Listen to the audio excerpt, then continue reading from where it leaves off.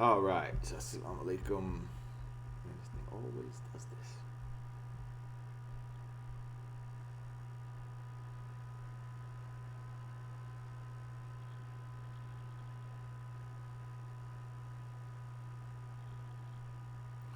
All right. Assalamu alaikum.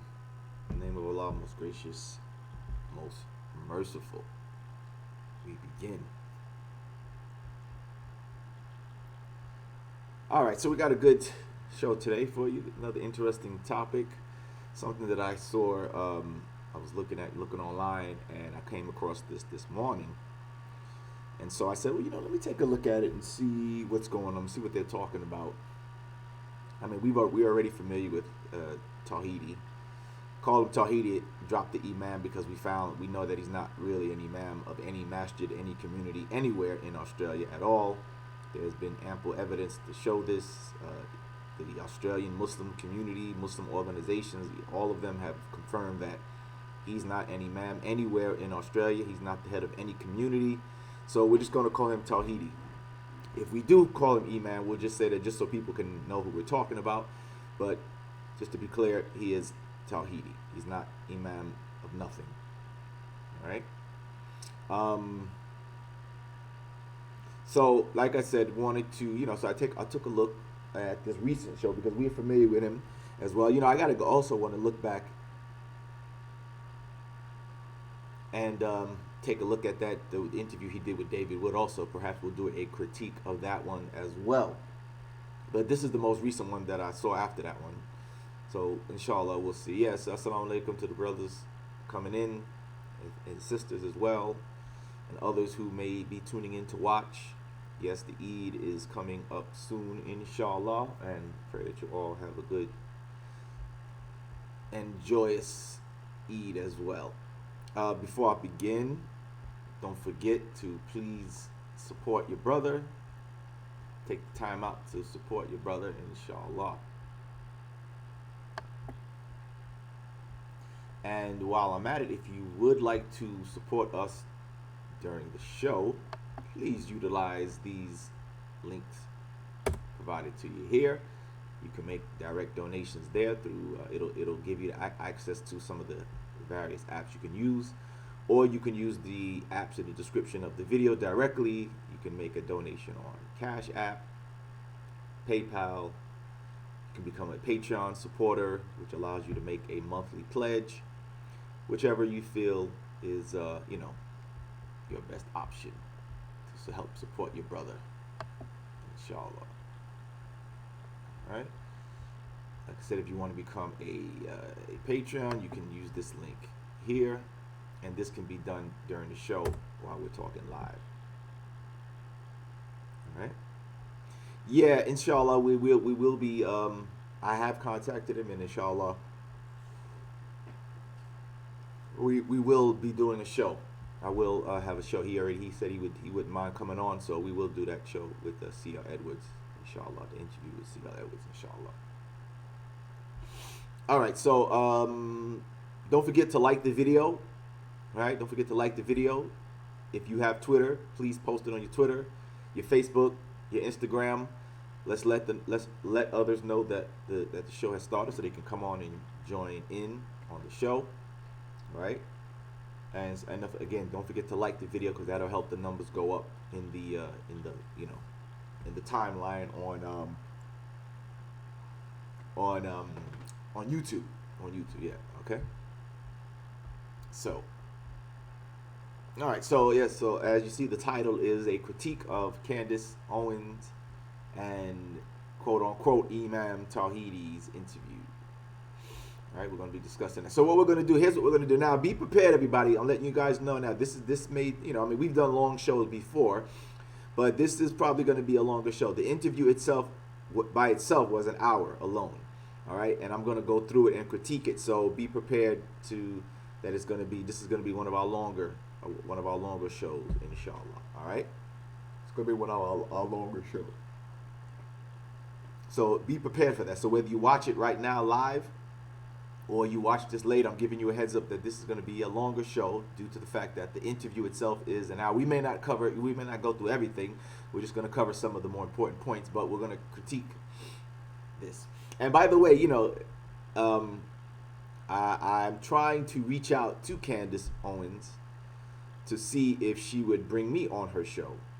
I am a Muslim who is a a member of the majority community. You'll see that in this interview. He talks about so-called majority, minority, whatever. I'm a majority Muslim, not majority in the context in which he uses it on the show, meaning supposedly the majority of the Muslims are those who agree with ISIS and extremism and all that. So I'm not part of that majority, his false majority that he claims, but I am part of the mainstream Muslim community is what I mean. All right. Unlike him, he's a Shia, so having him on the show and his point of view, and he's even a minority even amongst the Shia. Even the Shia don't agree with him. So having him on is like having a Mormon on your show to talk about Christianity and the majority of Christians. It wouldn't make sense, right? He's a Mormon. The Mormon doesn't represent the majority of the Christians. So that's basically like what having Imam Tawhidi on her show or any show is like having him talk about the Muslims. So I'm reaching out. I have reached out to Candace Owens. I've sent some message to her on Twitter to see, if she would be willing to perhaps bring me on her show and get the perspective of a member of the mainstream Muslim community who's an American and a Muslim who has experience in apologetics. I've been debating for at least 10 years now, right? I've been doing debates and speaking in lectures and stuff for at least 10 years now, so I got a good experience. Former president of an Islamic center in Hampton, Virginia. So I've been in leadership position. I've been a debater, apologist, lecturer. So I have experience. And I'm American, right? And I'm American. So Candace, if you get this message, if you see this show, or anybody who's connected to Candace, I would like to come on your show. I feel I could do. I know I could do a better job of explaining to you and your audience what Islam is truly about, rather than having this person on your show. Okay, I just want to put that out there. Right? Just want to put that out there.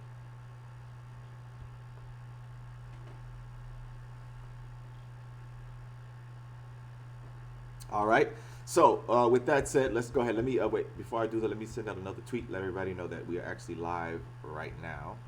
Okay, let's do that right now. Let me send out a quick tweet and let everybody know that we are live on the air right now as we speak. Okay, so let's do that. Hold tight, and then we'll get into the topic.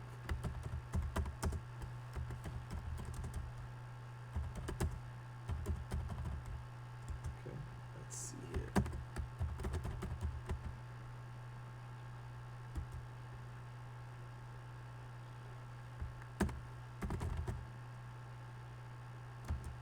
Let's see here.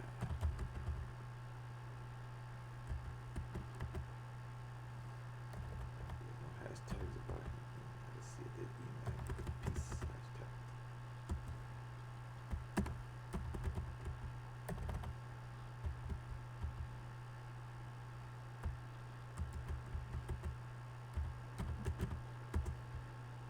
All right. So let's see here. Let's post that. Let everybody know we're live right now. Okay. All right. So let's go ahead and get started with this.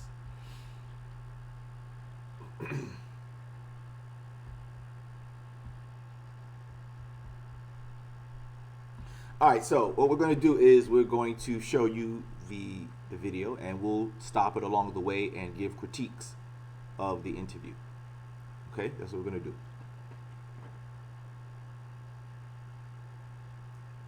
All right, let me say before I do that I'm using this video footage under the Fair Use Act, which allows others to use what may be copyrighted material if it is for educational purposes or for criticisms or critiques, which is what I'm doing. The Fair Use Act allows you to use copyrighted material if it falls under those categories. Again, for critique, commentary, educational purposes, and that is what I am doing here. All right, so let's get right to it.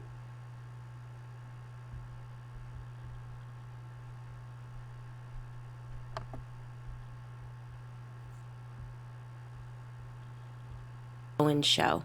One of the strangest weeks of my life, and I would say one of the strangest incidents of my life, was when I woke up in London at about 3 a.m. to my phone ringing off the hook, people telling me that the left was blaming me, Candace Owens, for a mosque shooting that took place in New Zealand.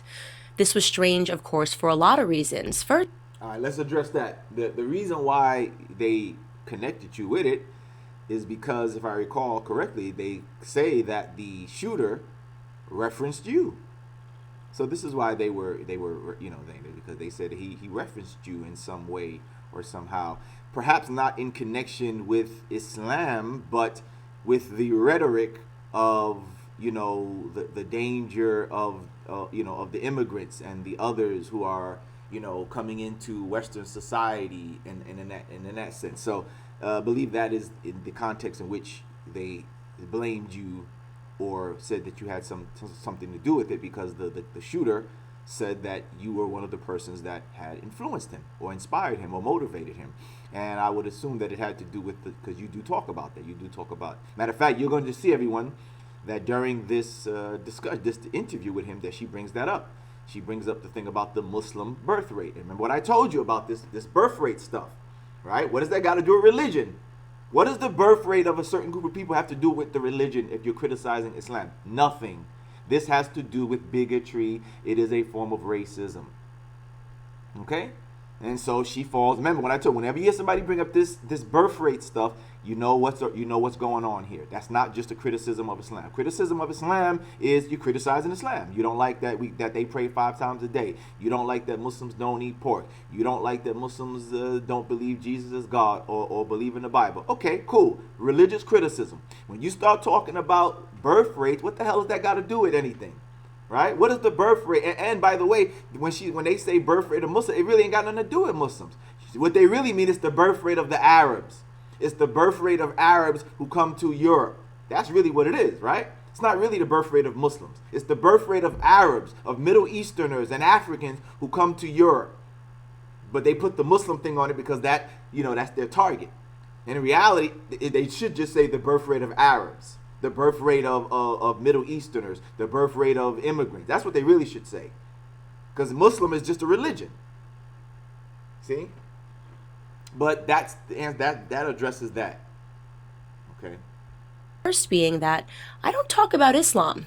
I talk about Black America, I talk about the left, I talk about the Democrat Party, I talk about the Republican Party, but at no event that I've ever done in my life have I talked about Islam. So again, as I said, that's why the guy referenced her. The shooter referenced her, more than likely in connection with this talk about, because she's on that line. She's in this, she runs around with these suspected white supremacists, right? Who they do talk this white nationalist rhetoric.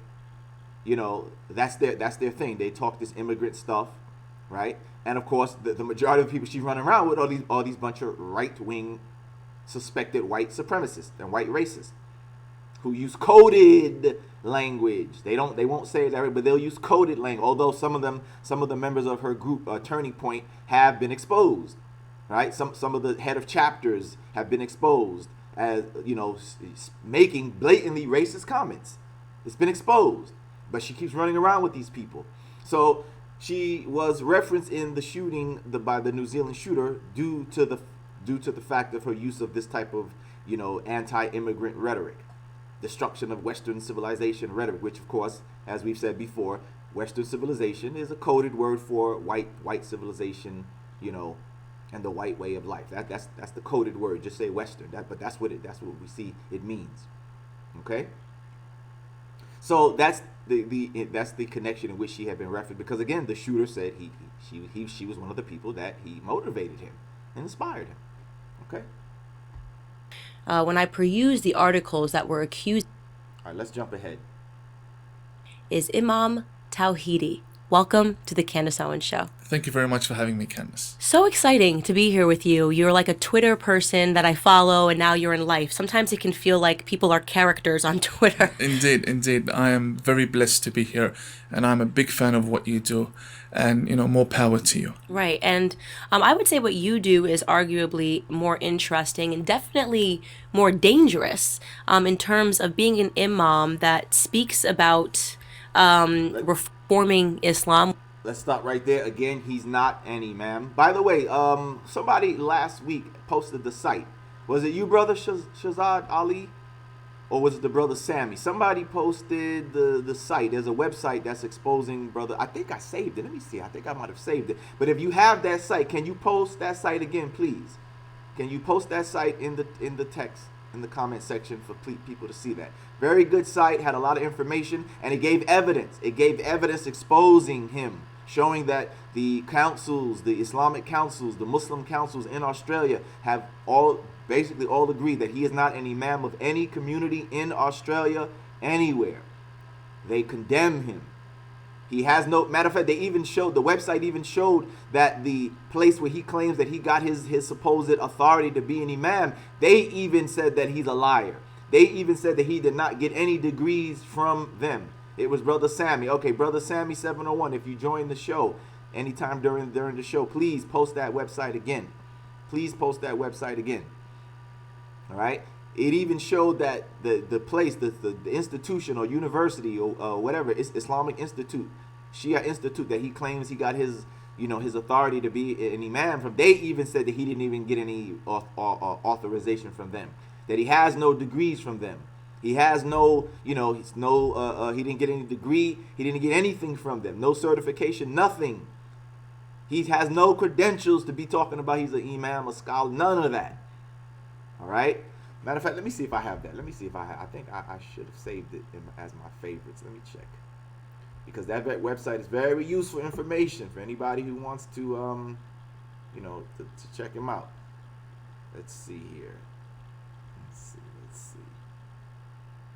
Very useful information. Man, subhanAllah, did I save it? But you know what? Let me see if I can look it up real quick. Let's see here. Very good information. Very good information and evidence provided.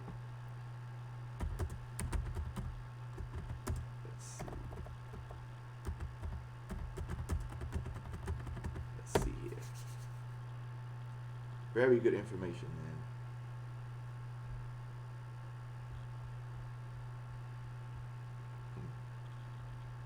Let's see. I think this is it right here. Yeah, exposing Tawhidi. Yeah, I think this is it right here. Let me make sure before I share it with you guys. Yeah, this is the one. This is the one. This is the site, I believe. Yeah, okay. Yeah, this is it. This is it. Shows it man, it exposes him. Yeah. Shows all the, it just addresses everything. Very good site. Here it is right here. So, very good site. Yes, indeed. Has some of the crazy statements that he's made. Shows that he doesn't have any,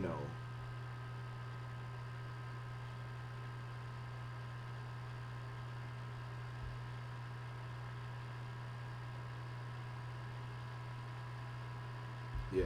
All right. So let's deal with it. All right. Let's get back to the subject. All right.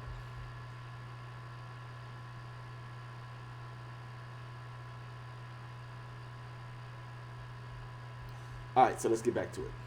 Which you don't think is a possibility, but I want to start from the beginning here. Now, that's another thing too. Okay, yeah, she was just asking him about reforming Islam, which he claims he doesn't think is a possibility. So I'm like, and this is what I've said on the previous show but one of my previous shows where I talked about him before, is that if you don't believe that Islam is able to be reformed, why the hell are you still a Muslim then?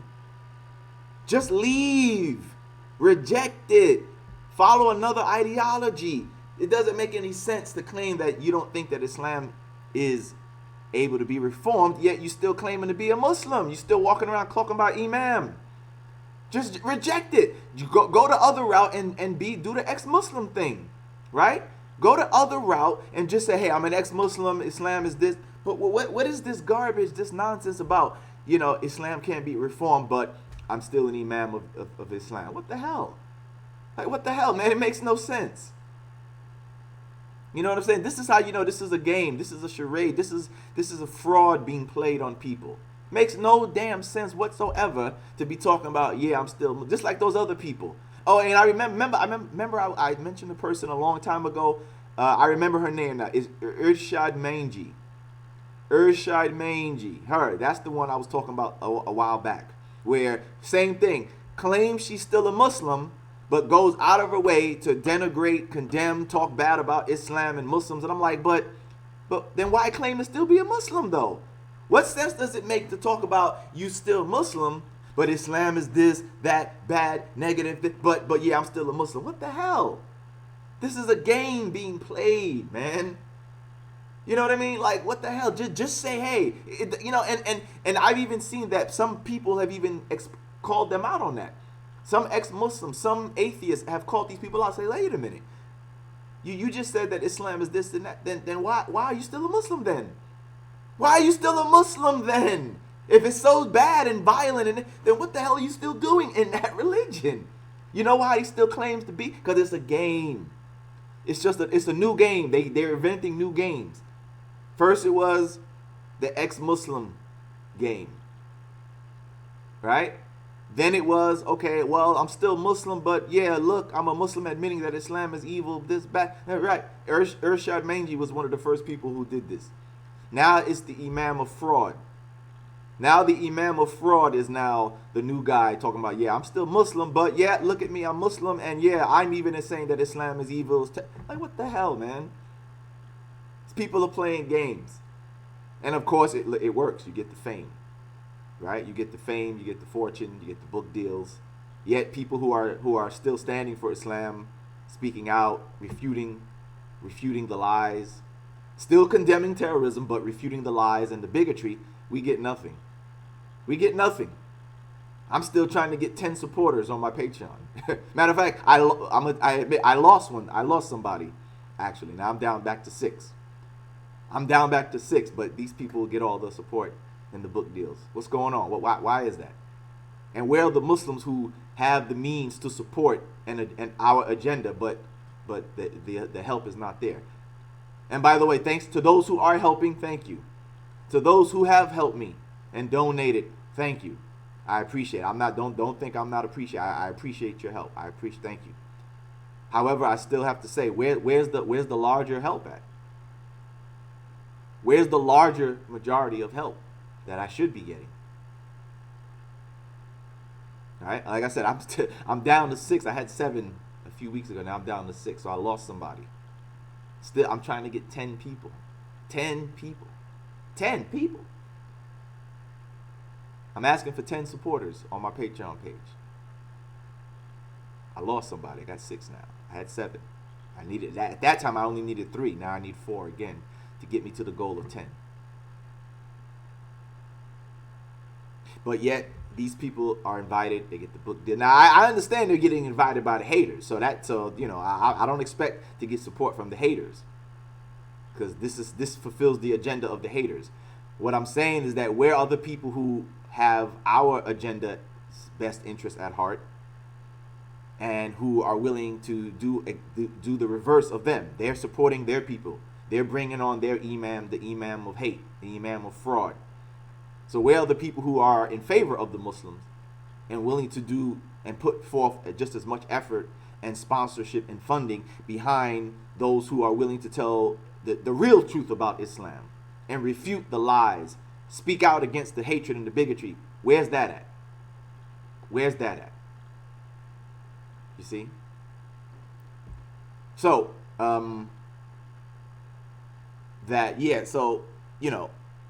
the guy, the imam of fraud, is running that new game now, which is to say that, well, yeah, Because, that's how they used to play. They used to play the game, well, I'm an ex-Muslim, so therefore, the implication is I must know what I'm talking about. And we've shown and exposed that many of these people don't know what they're talking about. And I'm going to show you the same thing on here. I'm going to show you certain statements that he makes to show you that he obviously doesn't know what the hell he's talking about Islam either. So, like I said, so the new game now is to say, okay, let me show you that I have authority, allegedly, because, well, I'm still a Muslim, right? I'm still allegedly a Muslim. And yet I agree with the bigots. I agree with the haters that Islam is this and that and bad and this, but I'm still a Muslim. So I must know what I'm talking about.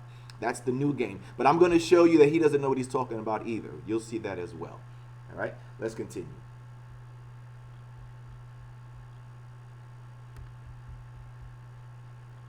People, look, if the questions are off the topic, stay off the topic. The subject is this subject here, okay? So please, if you have any questions that are not on topic, hold them till afterwards. Okay, afterwards I can address those. But during the show, let's stay on what the subject matter is, which is the critique of this interview right here. Okay. I want to go back into little girl Candance, the first time that I ever heard about Islam, the first time that I ever heard about, Muslims in the context of a political ideology or religion. And that was the first memory that I had was in 3rd grade. And we were reading a book, and they were saying in this book that being a Muslim is just like being a Christian. Islam is exactly like Christianity, is exactly like Judaism. And we were told that the Prophet Muhammad is exactly like Jesus Christ. I believed this as a child. I think that a lot of Americans that are watching this can relate to this sort of the religion of peace. It's just like Christianity. Is any of that true? I'm always getting in trouble because I like to be realistic. So some of it is true, most of it is not. And I say this because Christianity is very well organized. If you have a problem with a Christian church, you know who to turn to, you know who the... All right, let's stop right there. Now, of course, that's not the context in which she's asking. That's another thing I noticed about him. Is that, like most of these idiots, they don't know how to really debate. They don't know how to really address the issue, address the subject. That's not the context in which she's asking the damn question, right? She's not asking the damn question in the context of, well, is it the same because y'all got, because churches have, organization, you dumbass. You know what I mean? Like, come on. She just said that when she was young, she read the little book, and the book said that the Muslim and the Jews and the Christians, they're the same, just like them, in clearly a religious context. Not in the damn context of whether, if something is wrong, the Muslims, do they have the same kind of church organization or synagogue organization where you can, if you got problems. Come on, man. You know what I'm saying? That's clearly not the context in which, and of course, he should have understood that. So if I was there, I would have answered and said that there may be some similarities, but of course there are differences. Of course there's differences. Of course we're not exactly the same. Just like Jews and Christians are not exactly the same, right? There are some things that we have a commonality in, which is the belief in one God. Allegedly, we know Christians don't technically really truly believe in one. Of course they say they do, but we know that if we were to get into the details, that we find out that they don't. But technically, we all claim to worship and believe in one God. We all pretty much have certain universal teachings that we all agree with, which is, do good unto others, and charity and prayer, and, feeding the hungry and the poor, and things of this nature. Right? So there's some similarities there. But when we get into the details of beliefs, of course, there are going to be differences where we will see that we are not completely the same. That's the answer to the question. Not his answer about, well, no, they're not the same because, the Christians have something wrong and they can go to a leadership. And come on, man, that's not what she was asking you. And it's clear that that's not what she was asking. Okay, so that's basically what he goes into. Then he goes into, well, the Christians have the Pope, and the Muslims we don't have, we don't have a central leader or anything like that. And most Christians don't, well, not most, but many Christians don't look to the Pope either. He completely ignores the fact that there are Protestant Christians who don't look to the Pope leadership at all. And amongst the Protestants, they're like the Muslims. When you look at the Protestants, they're like the Muslims. There's no one central organization for them either. Tawhidi, right? The other section of Christianity doesn't have a central leadership either. They're like the Muslims, where each church or each church organizations, whether it's the Baptist, Reformed Baptist, the Anglican, the Methodist, the African Methodist, they all have these different little organizations amongst themselves. They don't all look to one leadership either. So complete other ignorance on the subject. The hierarchy is, the Pope is the head of the Catholic Church. So I'm gonna jump ahead. That the world deals with. Islam doesn't have this body. Okay. And what about particularly the figures, modeling yourself after Jesus Christ versus modeling yourself after the Prophet Muhammad? That's something that's very interesting to me. Let's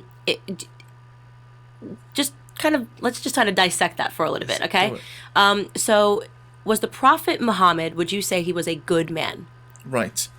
The thing is, with this question itself, it's not a fair question. Okay. Because you're speaking to a Muslim right. from one school of thought, whereby Muhammad is seen differently by all schools of thought. And I mean, come on, man. Again, you see the running around the question. Look, man, plain and simple. I don't know any Muslim sect that does not think that Muhammad is not a good man. You dummy.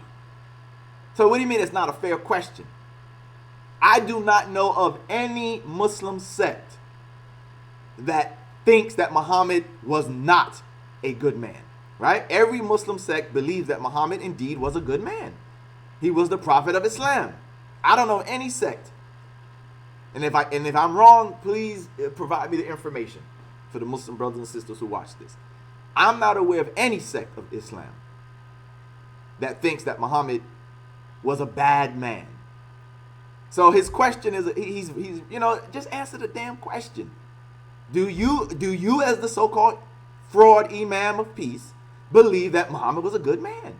It's a simple question. Yes, the answer should be yes. But he's, oh boy.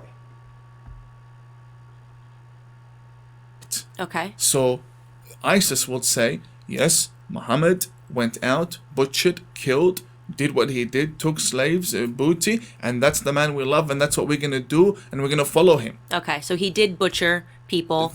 According to an ISIS reading of his character. Okay. All right, and let's talk about that. Okay. Now, I don't know what ISIS actually believes, really, because again, this is we only know what they told us from the Western media. So I don't know what they actually believe. But we do know that as far as that part, he said that, they say that they're going to butcher and whatever because no, plenty of real imams and scholars have shown them that that's not what the Prophet Muhammad did. So they've shown us and demonstrated that ISIS is not following the example of Muhammad. Because he did not go out and rape and murder and massacre people. He didn't do that. Okay?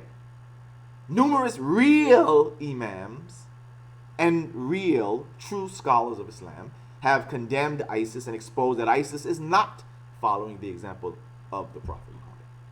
Okay? But he's still not answering her question. Right? He's doing this double talk. Right? Simple question, Fraudy. Do you believe the Prophet Muhammad was a good man? Yes or no? Right? It's a very fair question. It is a fair question. Then, I'll back up. According to an ISIS reading of his character. So what are they reading exactly that they're getting that interpretation of? The traditions 100 to 200 years after the death of the Prophet that were compiled by Islamic scholars about what happened within the history of the prophetic era. Okay, is this found in the Quran? The second most sacred book outside the Quran that interprets... Come on, Imam Tawhidi, Imam Fraudidi. Answer the question. See, if I was there, I would answer the question. Is it in the Quran? No. Is it in the Quran? No, it's not, Candace. It is not. That's all this dude has to say. Just answer the damn question simply. No, Candace, it's not in the Quran. Okay? In the Quran, no, the Prophet Muhammad is not said to massacre people or slaughter people indiscriminately. No. the verses in the Quran, The hadith. the hadith. Hadith. Yes. My pardon. No problem. Okay. So men interpret the Quran, and it becomes sacred because it becomes promoted by governments. So, don't speak about this book. It's put on the shelf right beside the Quran, the Bukhari, and it influences all other Islamic denominations, including the Shia school of thought, which I belong to. And ISIS, for example, come and say, this is how Muhammad was, and we're going to follow him. Not only Muhammad, this is how Muhammad was and his caliphs. So if the caliphs are like that and they lived with him, then it's definitely how he was like. But then again, in my book, I also I have to be balanced. There is the minority of Muslims. See, I say minority, which means I don't deny that the majority of Muslims believe. Follow this interpretation. Correct. Okay. All right, and Leah, so let me deal with that. That's a lie. That's a lie. The majority of Muslims do not believe that we, as Muslims, or that the Prophet Muhammad showed us or taught us to go out and massacre and slaughter and rape and take and invade. The majority of Muslims don't believe that. If that was the case, then the world wouldn't be the way it is, right? If that was the case, then we Muslims are all over the world. If we really believe that, we wouldn't be living in majority peace in America or in Canada or in the UK, in France, Germany, Italy, or in various other places around the world, Indonesia, Malaysia, right? Because we would supposedly believe, as he claims, the majority of us, we believe that, we're supposed to be fighting. We're supposed to be fighting and killing the infidel and taking from the infidel, right? If that was the claim. If that was the claim, right? Clearly, the majority of Muslims don't believe that. This is why the majority of Muslims live peaceful in Western societies and in various other places around the world. The majority of the Muslims are not trying to invade or kill and slaughter, rape. And the majority of Muslims are not trying to do that. Why not? Because the majority do not believe that's what Muhammad taught us. Candance and Imam Tawhidi, right? So that's the proof right there. That's the proof right there that the majority of Muslims don't follow such an interpretation. But he's giving her this again, this is why I say, Candance, if you see this, or anybody who knows Candance has connections to her sees this, please bring me on your show. I guarantee I can answer these questions more concisely, more accurately, and better than Imam Tawhidi. Okay? The Imam of fraud. I can do a much better job than he did. All right? Okay, of who the Prophet Muhammad was. Correct. But there is a minority. A minority. And when I say majority, I'm not speaking about the majority in schools of thought. So I'm not saying the Sunni Muslims. I'm saying the majority of Sunni and Shia Muslims believe that Muhammad was a man who went out for jihad and had no mercy whatsoever. And that's a damn lie. That is a damn lie. You talk to most Muslims, the majority of the Muslims will tell you that the Prophet, as the Quran says, was a man of mercy. He was a mercy sent to mankind. That he was a merciful person. And they will give you the examples from the Hadith, right? Won't they? They'll give you examples from the Hadith where he showed his mercy. For example, most Muslims will probably mention the story of Taif. Remember the story of Taif, when the Prophet goes to Taif to make dawah, to give dawah. For those who don't, dawah means to invite people to Islam. And the people in this place, in this city, began to pelt him. It says they stoned him. They threw a bunch of rocks and stuff at him. Right? So much so they said that his sandals were squishy with the blood, with his blood dripping down. Right? And the story says that he was merciful to them.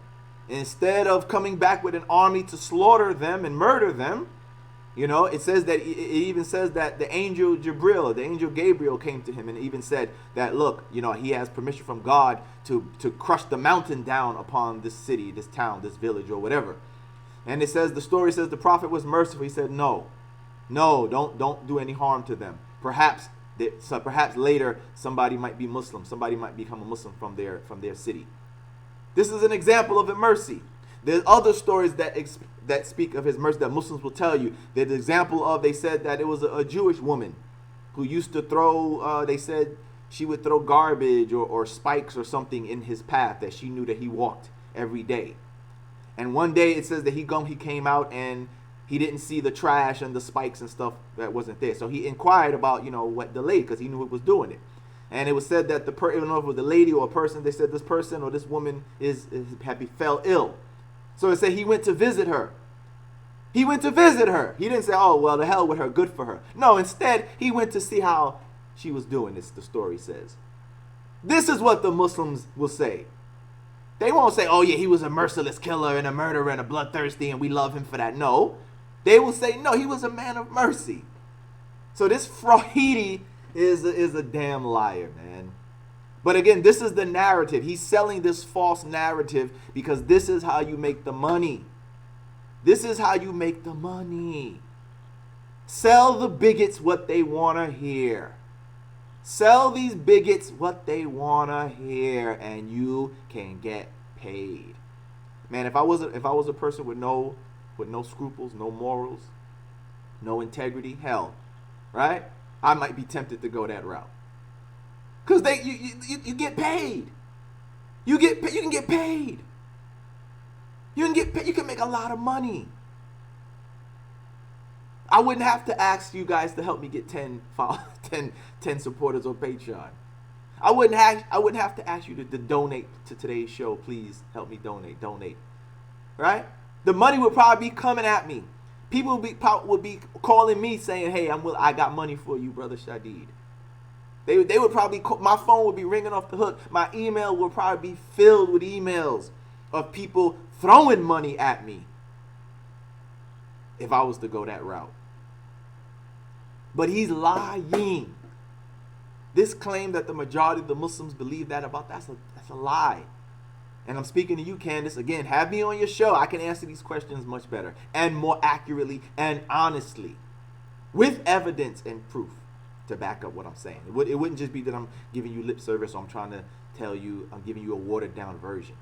No, I would be able to actually reference what I'm saying, provide the reference for what I'm saying to prove to you that the majority of the Muslims are not believing what this jerk claims. Okay? All right? So, that's the thing there.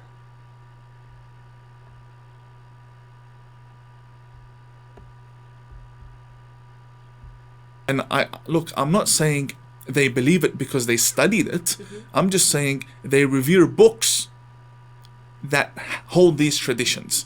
So an average Muslim, if you question them on the street and you say, is it true that Muhammad was a terrorist? They'll say, no.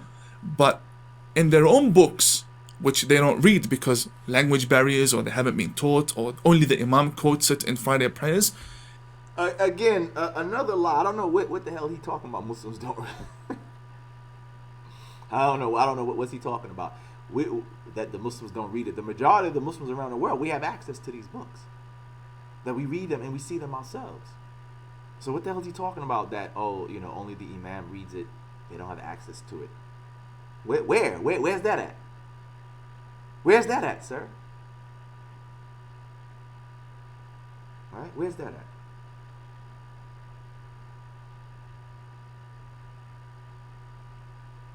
Right? So again, this is misinformation, false information. This is false information that he's giving. Those books do teach, such as Bukhari, that Muhammad was a man who was violent. Right. He was violent. He killed people. He raped people. And what you're telling me is that the majority. No, Candance. I have never read in Bukhari where Muhammad. If he did kill people, it was because he was in a battle, and the Muslims were being attacked and persecuted. I've never read where he raped anybody. I never read that at all. All right. So as I said, if you do read that he had to fight, it was because the Muslims were in self-defense. They were fighting back in self-defense. Never that he just said, let's just kill all infidels just because they don't believe. Right? And I, again, never read that he raped anybody or condoned rape. So, but again, we've addressed many of these subjects before. But do you see what's going on here? He's claiming that this is what supposedly the majority of the Muslims believe. That supposedly the majority of the Muslims believe this about the Prophet Muhammad. That supposedly, he was a killer, mass murderer, rapist, and all this stuff like that. That is not what Muslims believe. That is not what the majority of the Muslims believe. And it's not even how they're trying to make it, or how he's trying to make it seem like, oh yeah, Muslims read this stuff, but they like it. That somehow, they do read that Muhammad was a killer and a rapist, but to them that's good. No, that's not the Muslim's perspective whatsoever. Okay, whatsoever. Majority, there is a minority, which we're going to get to in a second, but the majority of people who follow this understand that. Not necessarily understand it, but they revere books. Okay. So just like how Christianity and Judaism, they have their holy books. Mm-hmm. Not everybody reads the entire book. Not everybody. But even those who memorize it, they just, like parrots, they repeat the words. They don't know what it's really saying. Okay. So yes, there is a reading of Prophet Muhammad, which is the most promoted one. The majority of people believe in. That is not a good reading. It's a violent one. Okay.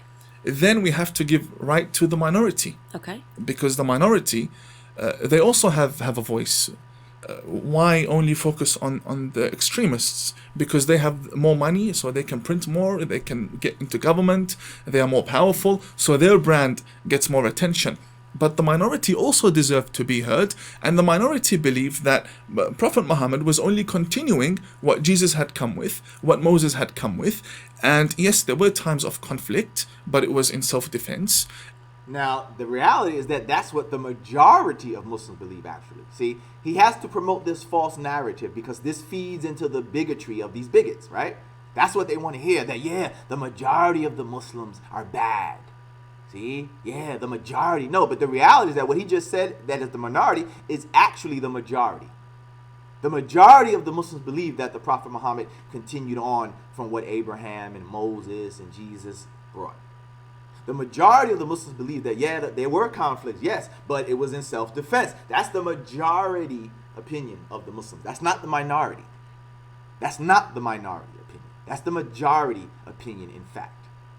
See? But again, this, to say that those who believe that are in the minority, and the majority of the ones who believe in the violent, bloodthirsty, rapists, allegedly rapists, Prophet Muhammad, astaghfirullah, right? That those who believe that, that's the majority. That feeds into the haters. That feeds into the New Zealand killer types, right? That's what they believe. They listen to this kind of garbage, and they say, see, the Imam of fraud just said that the majority of them believe this. So if I go shoot up a mosque, the majority of I'm gonna catch the majority, because the Imam of fraud just said that the majority believe the bloodthirsty teachings, the so-called, the alleged bloodthirsty teachings. So therefore, if I kill a Muslim on the street, he or she was probably part of that majority. If I go shoot up a mosque, the majority of them believe that.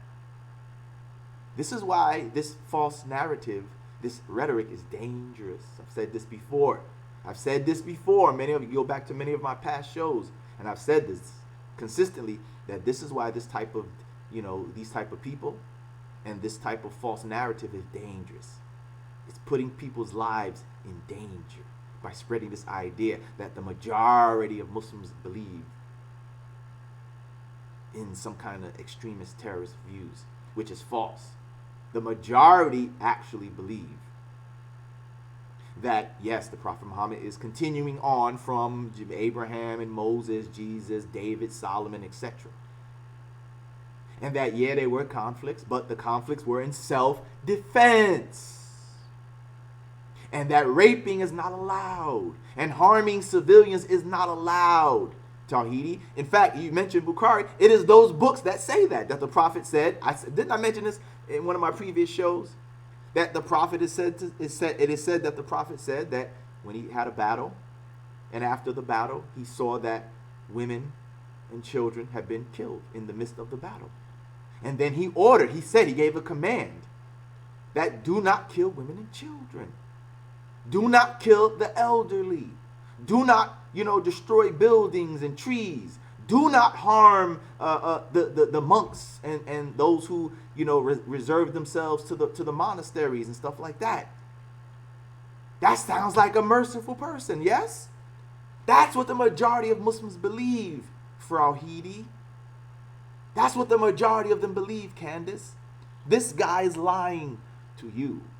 He's misinforming you. Again, Candace, if you hear this, have me on your show. I'll give you the correct information about Islam, and I will provide the sources. I won't just be telling you what sounds good to Westerners. I won't be giving you a watered down. I'll be able to prove to you what Islam really says and back it up with the Islamic sources to show you. What this guy's doing, he's misinforming you. He's selling you a false narrative that the bigots want to hear.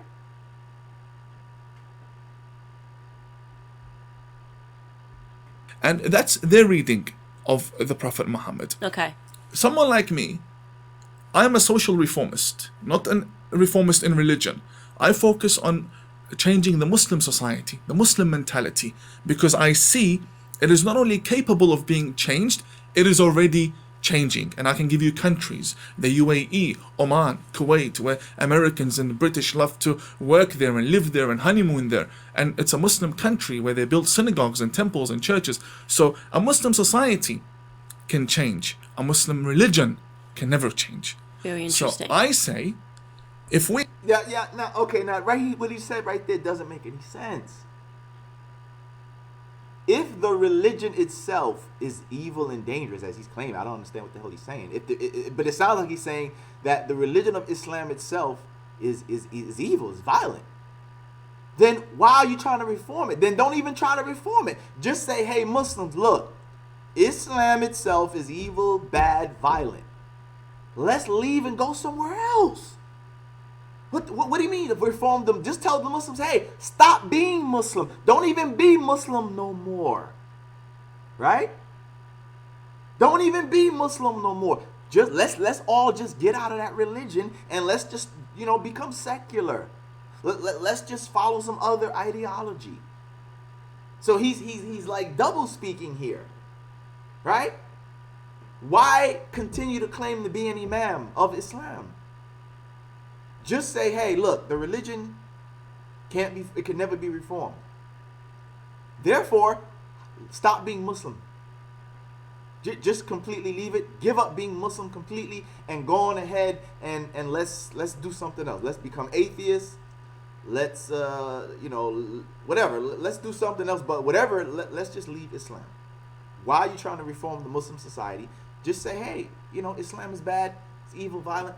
Let's leave it. Let's just leave it. So he's like double talking here. We have two sources, both authentic, both dating back to the same era, both reliable. Why do you follow the violent one? Right. Why not follow the peaceful reading? Well, okay, so you're saying there is a minority of people that read this peacefully, but you are acknowledging that even under that interpretation, the Prophet Muhammad, there was in fact violence, right? So just to go back to my earlier question, it isn't fair to compare the historical figures of Jesus Christ and the Prophet Muhammad, because Jesus didn't slaughter anybody. It's not right. And see, now again, if I was on the show, I'd say, well, wait a minute now. Christians believe that Jesus is God, right? Christians believe Jesus is God himself. In your Bible, God did slaughter people. So the answer to that question is Jesus did slaughter people. See? But of course, he's the Imam of fraud, so he's not going to want to challenge her statements and questions, right? But if I was on the show, I would have been like, well, wait a minute, though. Christians do believe Jesus is God. God in the Bible does kill and slaughter people himself. Sodom and Gomorrah, army of Pharaoh, or he orders the slaughtering, killing of the Midianites, the Canaanites. So either he does it himself or he orders it.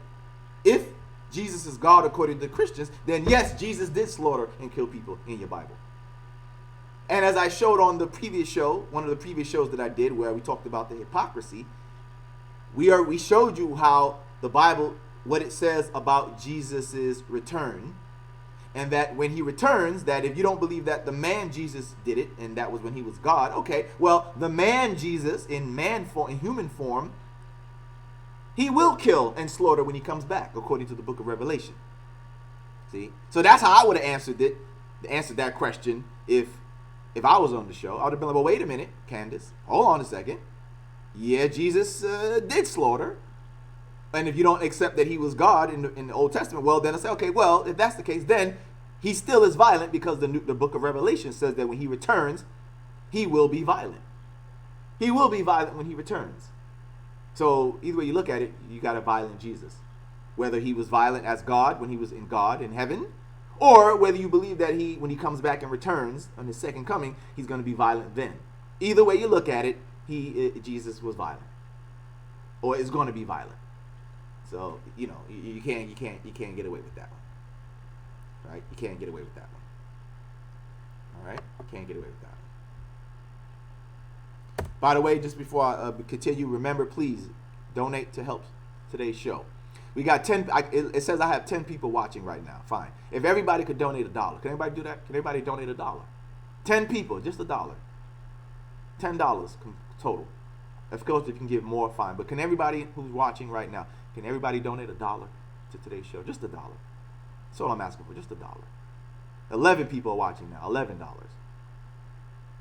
Can everybody just donate $1? You got the links in the description of the video. You can do a Cash App, PayPal, just $1. If everybody watching right now, if you can give more, fine. But if everyone could just donate $1 to today's episode, I would greatly appreciate that. All right, I would greatly appreciate that. Just $1. Cash App, PayPal, or if you want, join the Patreon. A minimum, if you could just, I don't know if they allow you to do that, but if they allow you to donate a minimum of $1, could you please donate $1, please, everybody who's watching.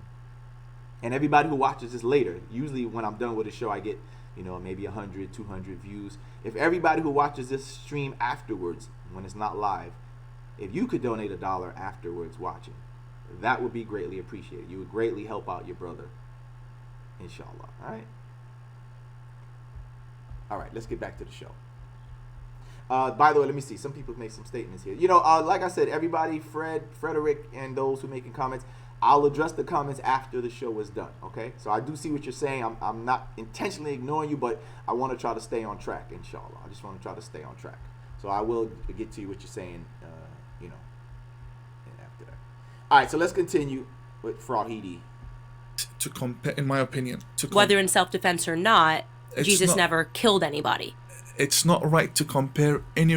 And again, see, I would have refuted that. I was like, well, again, he was God. He killed people, whether in self-defense or not. He killed people. And the book of Revelation says that when he comes back, whether in self-defense or not, he's going to kill people, Candance. He's going to kill people. So can we compare the two? I guess we could then, if you want to make it like that, right? If you know your Bible, then you would be like, oh, well, we could compare. If you're going to go that route. You know what I'm saying? Any religious figure, any prophet or any messenger with any other messenger. And the reason why is because I come from a theological background. I know every message has its sacrifices and has its developments. And developments, it's a nice word, but it means wars, and it means battles, and it means exile, and it means fighting, and it means struggle and striving and conquering. Every religion throughout the history of time has had that, whether it be from the founder or his family members or companions. Okay. So it's not right to compare figures. Jesus in Islam is very, very revered, very sacred. Mary, the mother of Jesus, is considered the mistress of the universe, one of the mistresses of the universe. All right, I don't know where he got that from. Maybe that's something in Shia. Maybe the Shia Muslim brothers and sisters could confirm that for me. But in mainstream Islam, there's no mistress of the universe nonsense. Mary is not the mistress of the universe. She is very revered, very respected. We love her as the mother of Jesus. But as far as I know, there is no mistress of the universe, and she is not considered the mistress of the universe, at least in mainstream Islam. I don't know. Again, for the brothers who are Shia, Sunni, Shia sisters, brothers and sisters, if you could inform me about that, I would like to know. But as far as I know, in mainstream Islam, which we agree. The Quran says nothing about Mary being a mistress of the universe. So I don't know what the hell he's talking about with that either. Because both Shia and Sunni read the Quran. Nowhere in the Quran does it say Mary is a mistress of the universe. So I don't know what the hell he's talking about. All right? I know we both read the Quran. And again, the Quran nowhere says that she is a mistress of the universe. Yeah, that's something more closer to what the Catholics believe. But in Islam, there's no mistress of the universe now. Allah doesn't, like Allah says in the Quran, He has no consort, Tawhidi. You would have known this if you were a real Imam. You would have known that, brother, right? If you're a real Imam. Matter of fact, you don't even have to be an Imam to know that. You don't even have to be an Imam or a scholar to know that. Allah says in the Quran that He has no consort. So nobody is the mistress of the universe. Mary or anybody else, fraud, Hidi. So she's very dear to Muslims, but why do they get killed and blown up in Easter? Sri Lanka, 300 people blown up, 700 injured. So there are contradictions with texts and applying them within the Muslim individual. Right. But there isn't. So, and I think the reason why I'm saying that is because throughout our education system, these figures are always compared. And I'm not sure that that's fair, right? So what they're saying to Well, right. I would if I was there, I would answer and say, you're right. That's wrong. That's a wrong comparison. Not in the way you think, though, Candance. It's a wrong comparison in the sense that Muhammad is not the Jesus of the Muslims. In other words, Muhammad is not our God. The Christians believe Jesus is their God. We don't believe Muhammad is our God. We don't believe that Muhammad is Allah in human form. He's not our God. He's a messenger of God. His job, as it says in the Quran, was to deliver the message, bring the guidance from God to humanity. That's what He is to us. To the Christians, Jesus is their God. He is God in human form. Muhammad is not that. So in that sense, it's not fair to compare because Muhammad is not he's not our God. He's just a messenger of God. Okay? He's a messenger of God. So in that sense, it is not right to compare because you're comparing a people who believe that a man is their God to a people who believe that a man is their messenger and their prophet. That's the difference. Okay? That's the difference. To Christians is, if you don't view the Prophet Muhammad like you view Jesus Christ, it's because you're Islamophobic. And that seems really bizarre to me. No, I don't mean, if Muslims do that, then that is a foolish argument, Candance, if they do that. But no, from what I've seen, that's not the claim of Islamophobia. It's not because you don't believe Muhammad is like Jesus or that you're Islamophobic. No. At least as I have shown myself on many of my shows, I've talked about this subject. So again, you see how they try to play put forward this false narrative that the people who shout Islamophobia, they're only doing it because you guys don't like Islam or because you don't agree with Islam. I've shown you guys that that's a lie. No, Candance, the reason why people shout or call or make the charge of Islamophobia is not because you don't think and see Jesus, see Muhammad like Jesus or whatever, or that you don't believe he's a prophet. We understand that everybody doesn't believe him. That's not the claim of Islamophobia. The charge of Islamophobia is, as I've said and shown, the bigotry against Muslims, the bigotry, the racism against Muslims, this trying to racialize Muslims. Right? We talked about that. Yes, we know Muslims are not a race, but the way Muslims are racialized, meaning Muslims are not a race, but the haters try to make it as if Muslims are a race of people when they're not, but they are portrayed as if Muslims are a race. So you hear again what you're going to see in this show, the talk about the birth rate. What is the birth rate? This is a religion. It's not the religion having babies, it's people having babies. White Muslims have babies. Black Muslims have babies. Hispanic, Latino Muslims have babies. Arab Muslims have babies. So when you're talking about the birth rate, you're talking about certain groups of people. That's where the racism comes in. This is where the bigotry and the Islamophobia comes in. Not because you don't think Muhammad is a prophet. Okay, so you don't think he's a prophet. No big deal.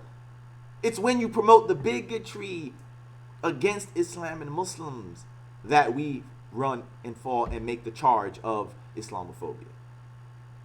Okay? when factually speaking, we have two entirely different individuals. One that is admittedly violent under any interpretation of Islam. You have to acknowledge that there was violence. Not any. Well, most. you said once it was he in the minority community. Right. They acknowledge that there was violence, but they view that violence as defensive. Is that correct? No, there's a big difference between battles and violence. Battles and war in the Arabian Peninsula is completely different from. Let's address that too, because that's the game that's played also. See, okay, violence is violence, right? Right, violence is violence, but violence has a context, does it not? It could be a self-defense, which is considered positive, right? Positive self-defense, even though it is violent, is considered a good thing. If somebody's attacking me and I defend them myself to fight back against them harming me unjustly, then I'm using violence, but it's looked upon, even in Western society, as good and justified. Okay? So it seems like Candance is kind of trying to make this conflation of violence is evil no matter what. Whether you look at it as defensive or not, violence is bad violence. And even we know that she doesn't believe that, because she'll stand with Trump if Trump says, let's go to war, right? She'll support the conservative agenda if the conservative agenda is to go to war. She'll support that. So don't play this game, and again, this is what I would say if I was on the show, don't play this game of trying to conflate violence under one umbrella as if it's all negative and evil and bad. No, because you know yourself that if the conservative agenda supports going to war against Iran, that's their talk now, right? The new talk right now is that there might be war with Iran, which of course, as a matter of fact, every president has talked this. Just about. From Bush to Clinton to the other Bush to Ronald Reagan, right? We keep hearing this talk about war with Iran, war with Iran, war with Iran. Just about every damn president, there's always this, there might be war with Iran talk. At least from Bush, W. Bush, back to Ronald Reagan. Every one of them, there's been this thing with this war with Iran thing. Okay? So, I would tell her, Candance, let's not play this game and act like violence is all violent. Or considered all evil and bad. Because if the conservatives or the Republicans want war with another place, they'll justify it and you'll go right along with that, as many have gone right along with it. See? So you got to listen real carefully and closely, because that's what she's trying to say, that, oh, well, whether it's the minority or majority, you admit that it was, no, wait, hold up. Let's put it in its context. If it's self-defense, although it may be violent, it's justified. Even the West agrees that self-defense violence is justified. Sometimes the West even agrees that offensive violence is good, which they would, like they did, how they have done in their history. They'll consider that good too. So let's not conflate and put violence under one umbrella of evil and bad, when darn well that the West, America, the Republicans agree that violence can be good and justified. Matter of fact, there are polls that show that, right? There are polls that show that many of them agree that, violence can be justified and right. Terrorism. Let's not mix these together. Okay. I have a problem with terrorism. Right. I don't have a problem when I read history and see there are two tribes who both are strong and powerful, want to go and settle it through violence. Okay. So I don't like war at all. Right. I don't like violence. But when I read history 1,400 years ago, and two tribes wanted to fight. Right. You see, and again, I would have used it better. I would have said, let's take a look at America. See, put it where they can see it. Put it where they can, where when you put it to them, it'll expose their double standard of hypocrisy. So I would have said, well, yeah, I see history. Look at America, Candance.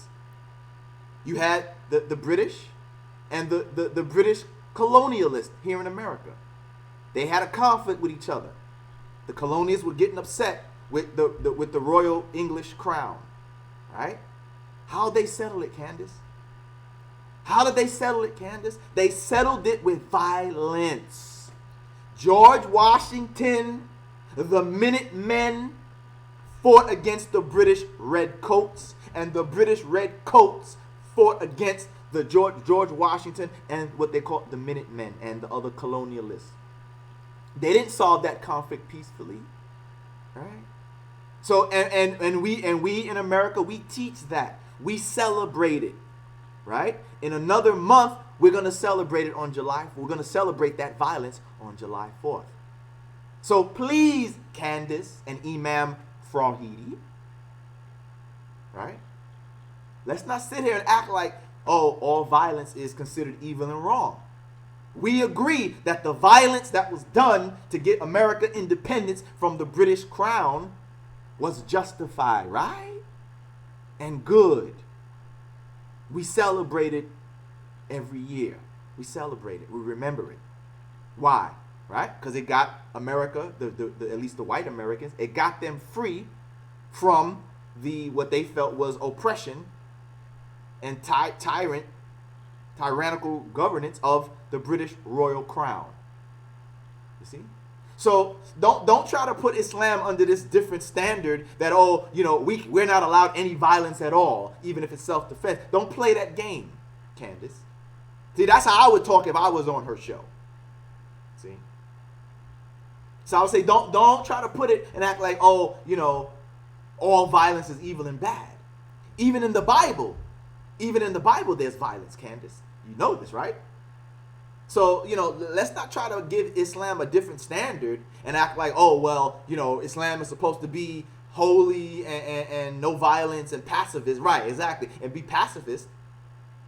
And that's the only way it can be good. When your Bible doesn't even teach pacifism. Your Bible doesn't teach that nonviolence is the way to go. Exactly, Charles. Exactly. Right, we even remember him. That was Patrick Henry. He said, give me liberty or give me death. That's celebrated. That's considered an honorable quote, right? That's considered an honorable, noble quote. Because he was saying, look, man, if you keep treating us like this, then you either give me my freedom or I'll take death. That's how serious it is. That's how serious I want my freedom from your oppression and your mistreatment. You either give me my damn liberty or it's death. Can't be no other choices. Let me free or we fight to the death. Give me liberty or give me death. Patrick Henry. And that's considered a noble and great quote for America. Oh, but if you're anybody else, well, you're violent. You're violent if you say the same thing. Oh, so I can't have liberty or death for me, right? But if you do it, that's you're noble and you're patriotic and you're honorable and all of that. If I say it, oh, well, you're violent. You're evil. If you say liberty or give me death, you're evil.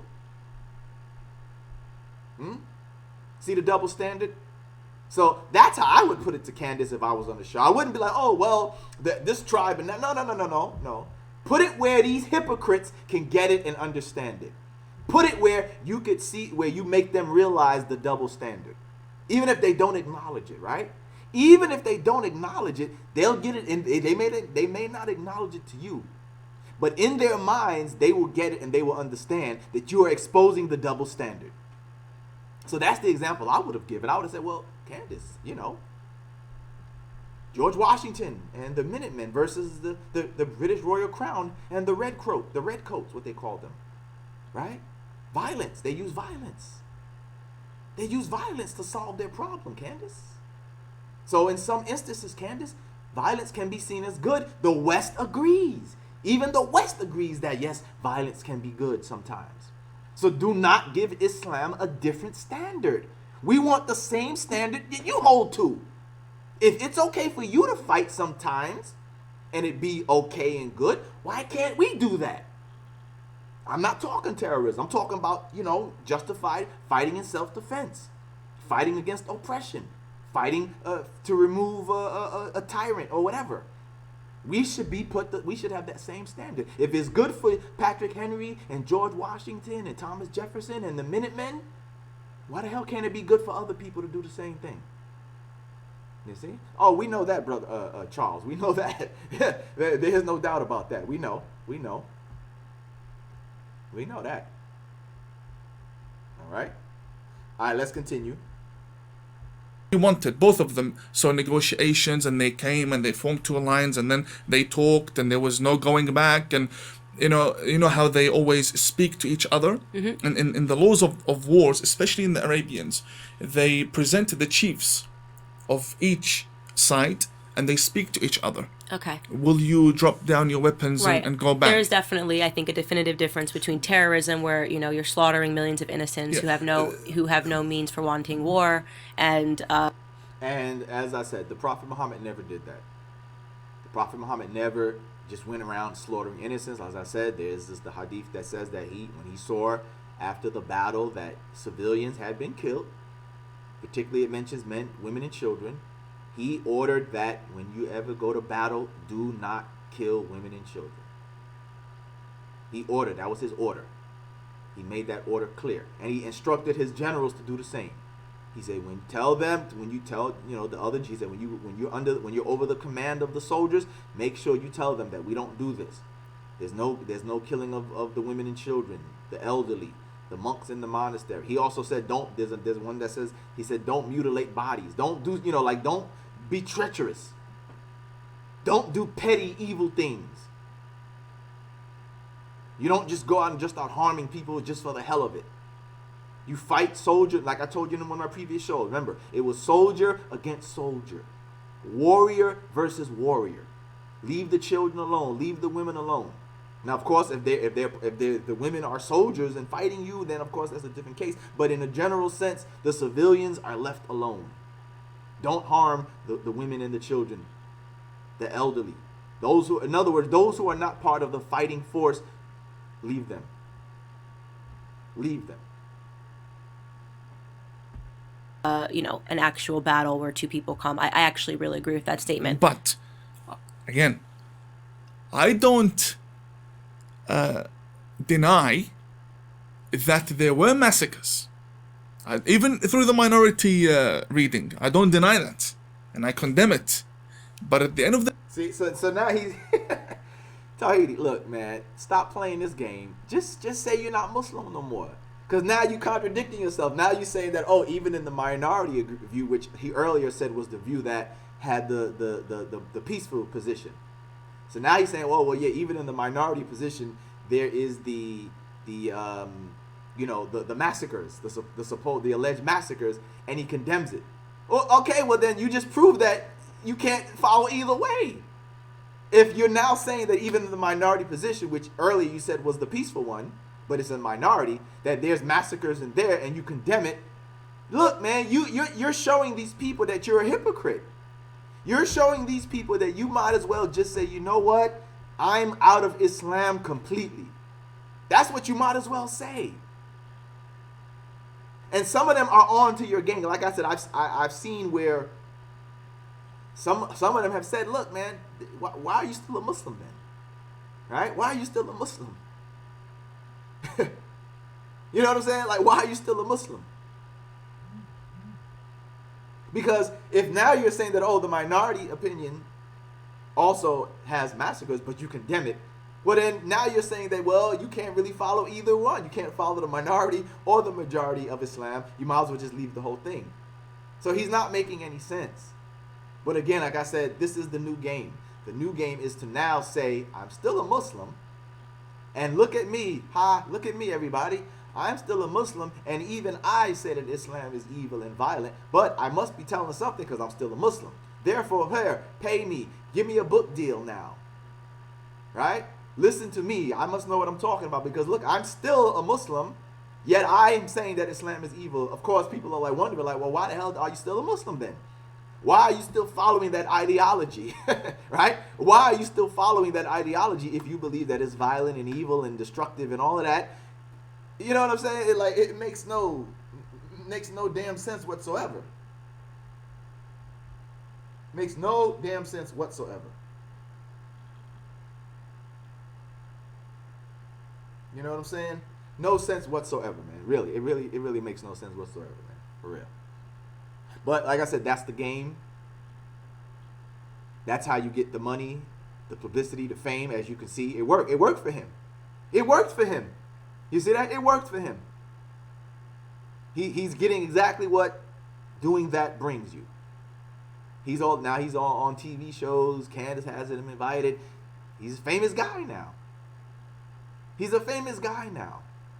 It works. It works. I'm sure. I don't know if he has a Patreon, but if he does have a matter of fact, I should look that. If he does have a Patreon, I'm sure he must be. Matter of fact, let me see. Let me see. Let me see if he has a Patreon. Let's see. Let's see if he has a Patreon.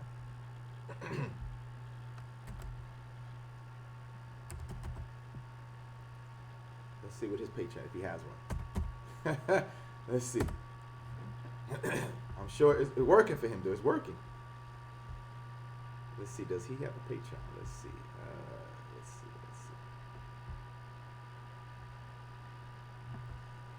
Imam. Nothing's coming up with that result. No, nothing came up. Let's see. Maybe it's under his other name. Imam of Peace.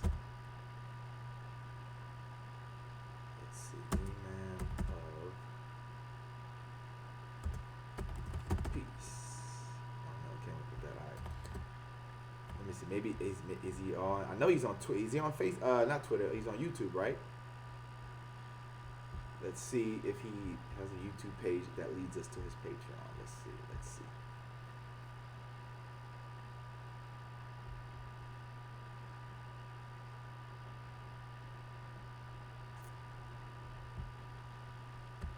Let's see. Imam. Yeah, Tawhidi. Let's see.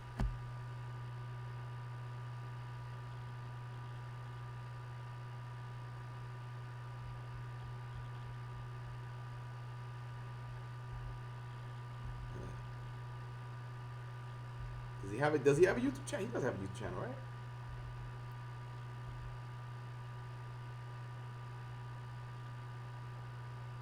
Imam Tawhidi versus Mufassil Islam.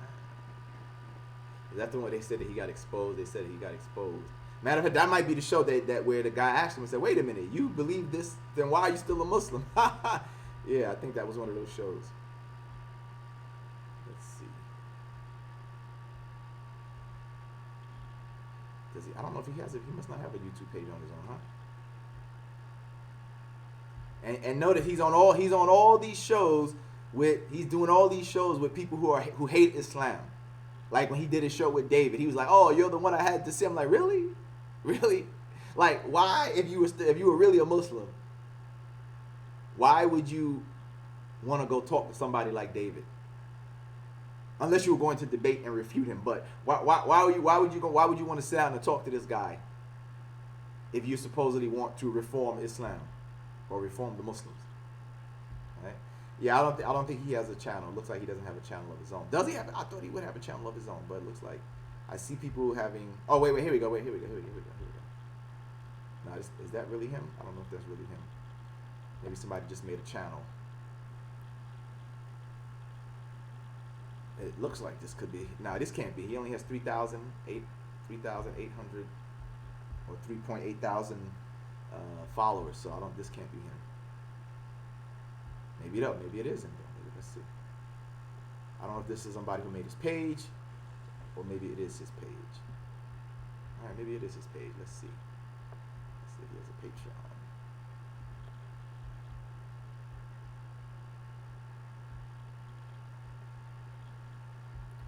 Alright, no. Doesn't look like he has a Patreon page.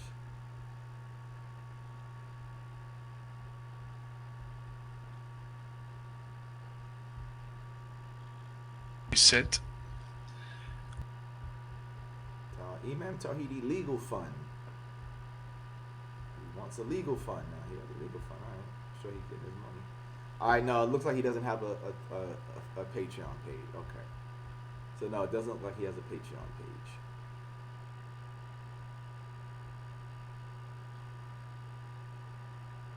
Nah, brother Amrul. He's not an imam at all, though. That's the thing about it, that he's not an imam at all. I'm saying? He doesn't even fit the description of the last times, because he's not even an imam or a scholar at all. You see? So I don't even think he could fall under that.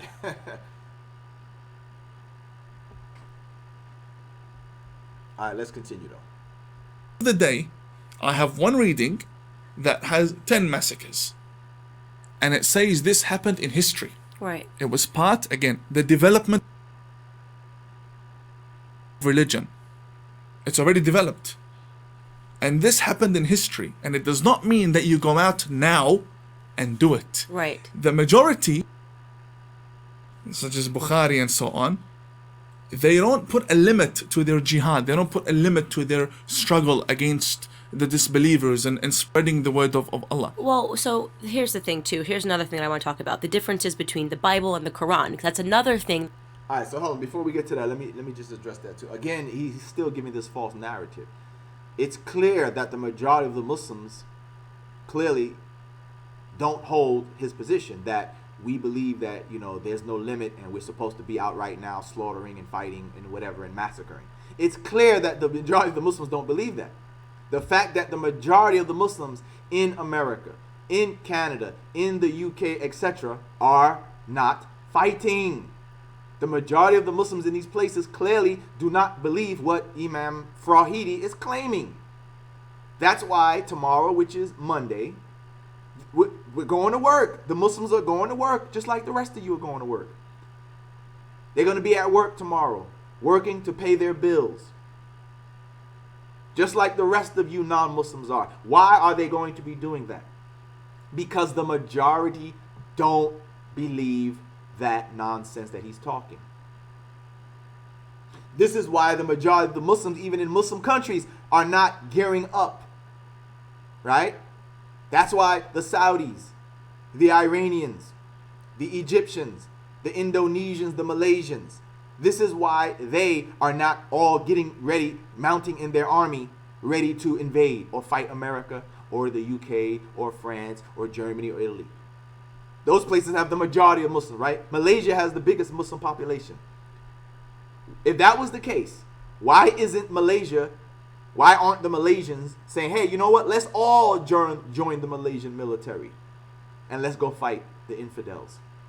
Why aren't they doing that? Why isn't the Malaysian military, or the Indonesian military geared up with 99% of the Malaysian people in it, pointing their weapons at America, pointing their weapons at the UK, pointing their weapons at France or Germany or Italy or Greece? Why aren't they doing that? Or Israel? Why aren't they even saying, hey, you know what? Let's start with Israel. Why aren't they pointing their weapons if the majority of the Muslims believe that there's no limit to what we read in Bukhari, and that we're all supposed to be fighting and slaughtering and whatever, allegedly, right? Why aren't they doing that? Because the majority don't believe that. That's the best evidence to prove that the majority don't believe that nonsense, Candance. That's the proof right there. That the majority don't believe it, and that it's actually, in fact, the opposite. That it is, in fact, the minority, a very small minority, in fact, that believe that. Okay? That seems to be conflated throughout the Western education system, whereas the Quran is just the Muslim Bible. This is what people are told. Is that true? I'm going to put the ball firmly in your court. The Bible and the Quran, they head in different directions. All right. Again, this is where he shows his ignorance further. They head in the same direction for the most part. The message for the most part is the same, which is what?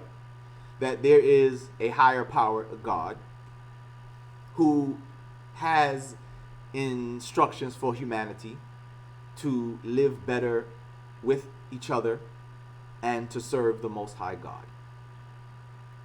They both teach about taking care of the less fortunate. The wayfarer, the orphan, charity, things of this nature, right? Because that is God's will. So, for the most part, they go in the same direction. There are some moving off in different directions, right, on certain things. But for the most part, they go in the same direction. They don't go in completely opposite directions. They both are telling us that there is a God, and that God wants you to follow his, obey him, follow his commands, because those commands are beneficial for you. To worship him, to do good to each other, give charity, take care of the poor, less fortunate, etc. They go in different, they may splinter off on certain things where we might disagree about the nature of God. The Christians say that he is a Trinity. The Jews say that he's one God. The Muslims say he's one God. So even in that same book, there is some splintering. But they both teach that there is a reckoning, that one day we will all have to come back and face God for what we have done upon this earth. Right? So for the most part, they do go the same direction. The splintering is in certain rituals. The Muslims pray 5 times a day, and we go to service on Fridays. The Christians really have no set prayer time, so they can pray or not pray, and they go to church on Sundays. The Jews, I heard they pray 3 times a day, and they go to services in temple on Saturdays, right? So we differ in those things, in those ritualistic things, and there may be some differences in the nature of God, but for the most part, they go in the same direction, for the most part. So again, he has to sell this narrative that the Muslim and Islam is completely different and foreign. This feeds into the haters' narrative. That, see, these people are not nowhere like us. Come on, it's a bunch of nonsense. And I will tell you why. Firstly, the Muslims today, all of them view the Bible that the Christians have as a book that was distorted. And again, this is what I'm talking about, how these people don't know how to debate. They don't know how to follow a subject. She's not asking you all of that stuff. She's asking you a simple question. Is the Bible and the Quran the same thing? Real simple question. She's not asking you whether Muslims believe it's corrupt or whatever. Even if Muslims believe it's corrupt, what's the answer to the question, Tawhidi? Is it the same or not? Whether Muslims believe that it's been corrupted or not, is it the same in that sense? You could tell the context in which she's asking the question. She's not asking you all this other stuff that you're trying to add into it. Is the Quran is it similar? In other words, is it the Muslim Bible? Yes, Candace, yes. The Quran is like the Muslim Bible. In other words, it's the book of guidance for Muslims. It's the book that Muslims go to like a Christian goes to or a Jew goes to the Torah. When they want to know about God, when they want to know about the instructions about God or the do's and don'ts of religion, in their religion, the Christian goes to the Bible, the Jew goes to the Torah, the Muslim goes to the Quran. Yes, Candace, the Quran is like the version of a Bible for the Muslims. Now, that other stuff about whether we believe it's corrupt or whatever, that's a whole nother side issue. He could have answered the question very simply. It's not the real Bible according to the majority of them. I believe it is the real Bible because of the council that was formed and okay, wait, I'm gonna respond, but listen to what he says. He said he believed that the Bible, that, again, this sounds like, to me, this is nothing but butt kissing right here. Now he's just saying stuff to make them feel okay. Oh yeah, well, he believes that it's the real Bible. But listen to what he says that's going to prove that even by his own admission, he's saying that it's not the real Bible. Listen to what he says. Watch. If the verses were clearly filtered and they said what we have today is the... Okay, you heard that? So he admits, he says that he believes it is the real Bible. And why? Because of the councils that they had, where they filtered the verses. And then they said, okay, right? Well, if you know about the councils that they had, that's the proof that it's not the original word of God. Because they had to filter it. They had a number of councils where they decided, 2 to 3 centuries after the time of Jesus, they finally decided what the Bible was going to be. That's the proof that it's not the original Bible, Imam of fraud. All right? That's the proof right there that it's not you just admitted it, even though you said you believe that it is. But that right there is proving that it's not the original Bible. Because they had to have councils. Why did they have to have numerous councils? Why didn't they just say, hey, the word of God is right here, let's follow it? Instead, no, you have to have councils and meetings, and you have to decide what is and what isn't the word of God. That's the proof right there that it's not the original word of God. The fact that they had these councils. And if you know the history of these councils, you will find out that they decided. They decided what was going to be and what wasn't going to be the so-called word of God. The word of God. So the Muslims believe that no, the real Bible was changed. And every now and then there's one Bible in Turkey, one Bible here. The point is, Muslims, we like the Bible that says the word Ahmed, that says the word Muhammad. Again, irrelevant. See, this is again what I'm saying. They don't know how to stick to a subject. She didn't ask him none of that stuff. She probably still in her mind like, what? She probably don't even understand what he's saying when he brings that up. All she asked you, is the Bible like the Quran? That's it. Or is the Quran like the Bible? Is it the Muslim Bible? Simple question. All this extra stuff has nothing to do with it. Or a man will come after me because then... Nothing to do with it. She's not asking you all this stuff. Has nothing to do with it. That's not her question. Has nothing to do with her question. And that's one of the main arguments against Islam, that you guys didn't bring anything new, right? But I don't believe...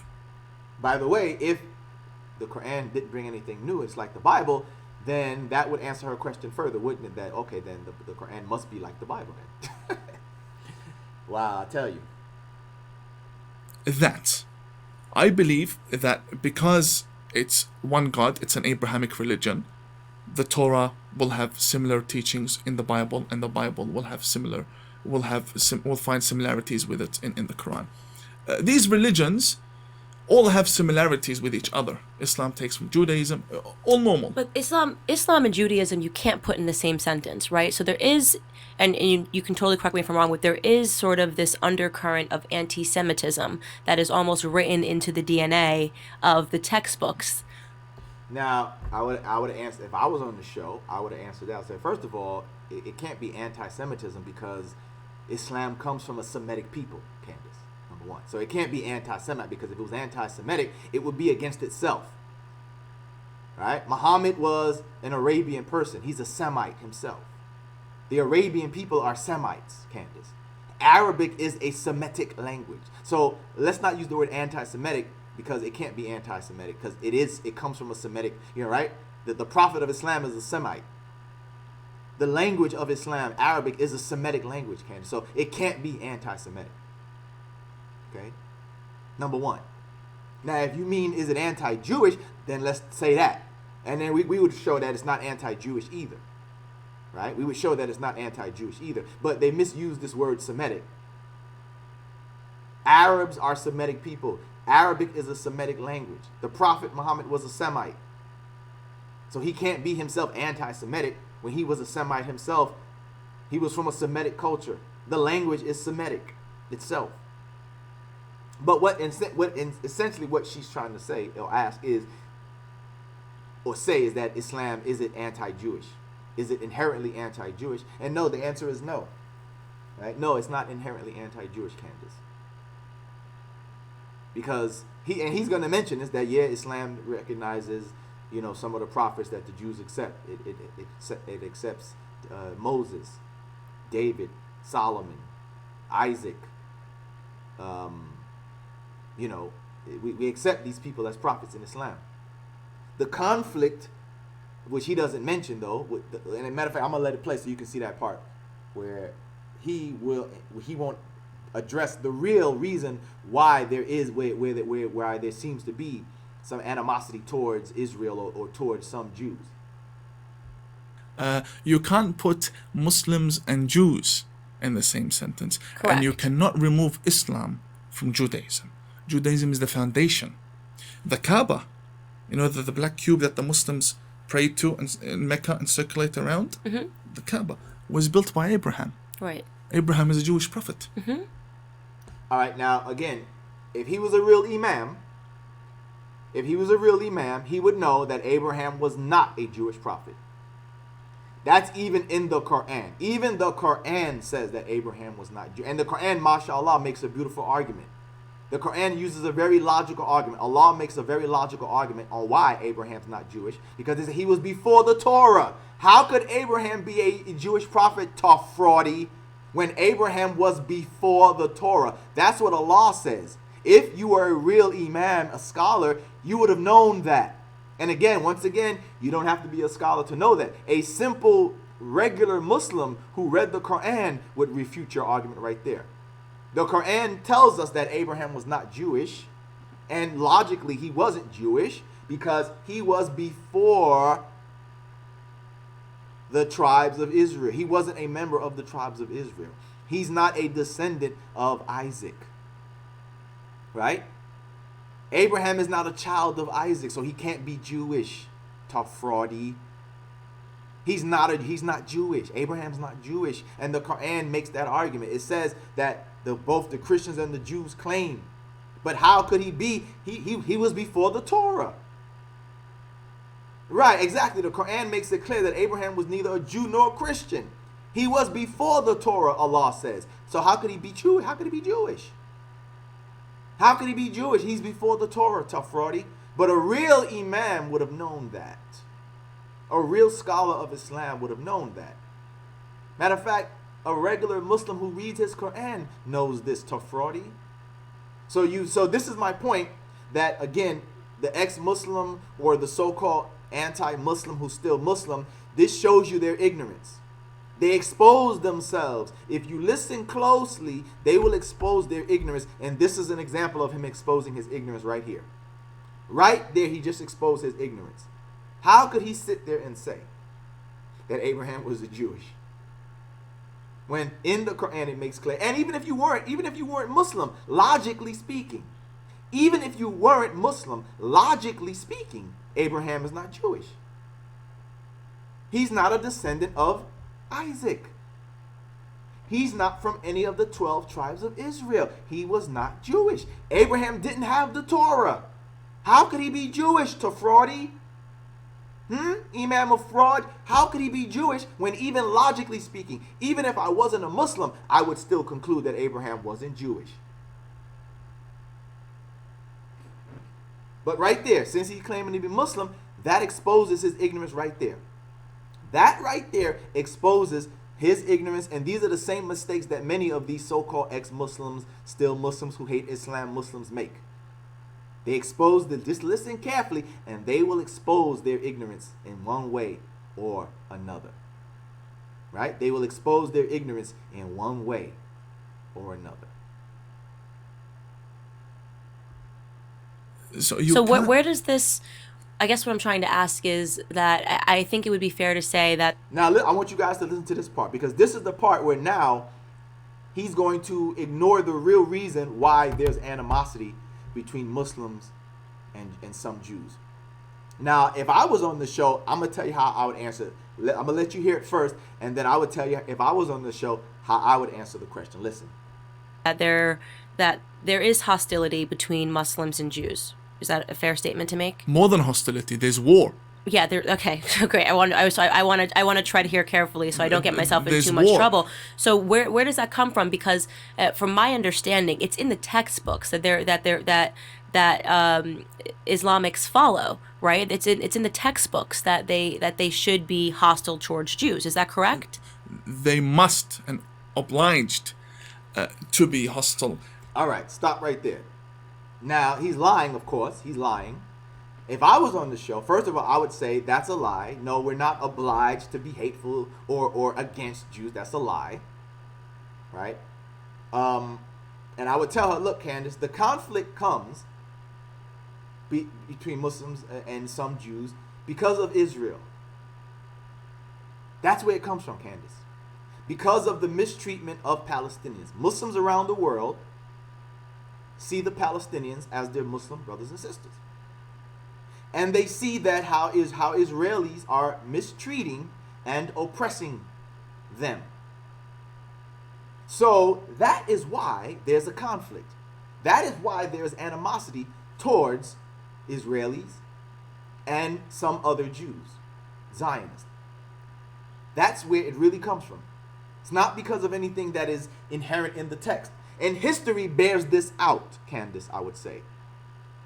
When your people, Candance, the Christians, I would tell her, were persecuting the Jews, many of them, Candance, ran away to Muslim lands, Candance. The Muslim lands provided, in history, a safe haven for Jews away from Christian persecution, Candance.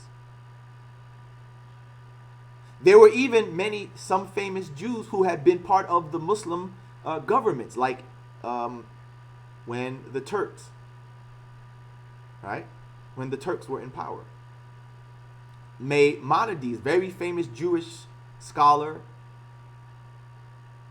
Maimonides, right? They said he was part of the court of the Turkish Empire. Now, why would that be if there was this inherent or supposed command of hatred against Jews? Why would Maimonides be allowed to be part of the court? I mean, that's very close to the ruler. Why would he be allowed that if that was the case? History records that the Jews ran to Muslim lands to escape Christian persecution, Candance. So what changed would be the next question. What changed? Clearly, obviously, it wasn't something that was inherent in the text, as she says. So something changed. What changed? What changed was the creation of Israel, of the state of Israel, and the removing of Palestinians from their lands. This is what caused the conflict. Not only that, but then after the removing of Palestinians from their land, the then continued oppression and mistreatment of the Palestinians. This is where the hostility or animosity towards some Jews comes from, Candance. That's how I would have answered the question if I was on her show.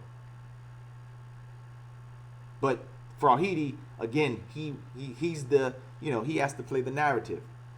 He has to play the good Muslim that the haters can accept amongst themselves, who, he's Muslim, but he's not like those Muslims. He's the Muslim that hates Islam type of Muslim. So instead of telling the truth, he sells her the narrative that they want to hear. But what he said, I'm telling all who listen, and if Candance sees this, or Imam Tawhidi sees this, you lied, man. You're a liar. What you said right there is a complete lie. There is no command that we are obligated to hate the Jews or anything like that. You're a liar. You're a damn liar. You're a damn liar, and you know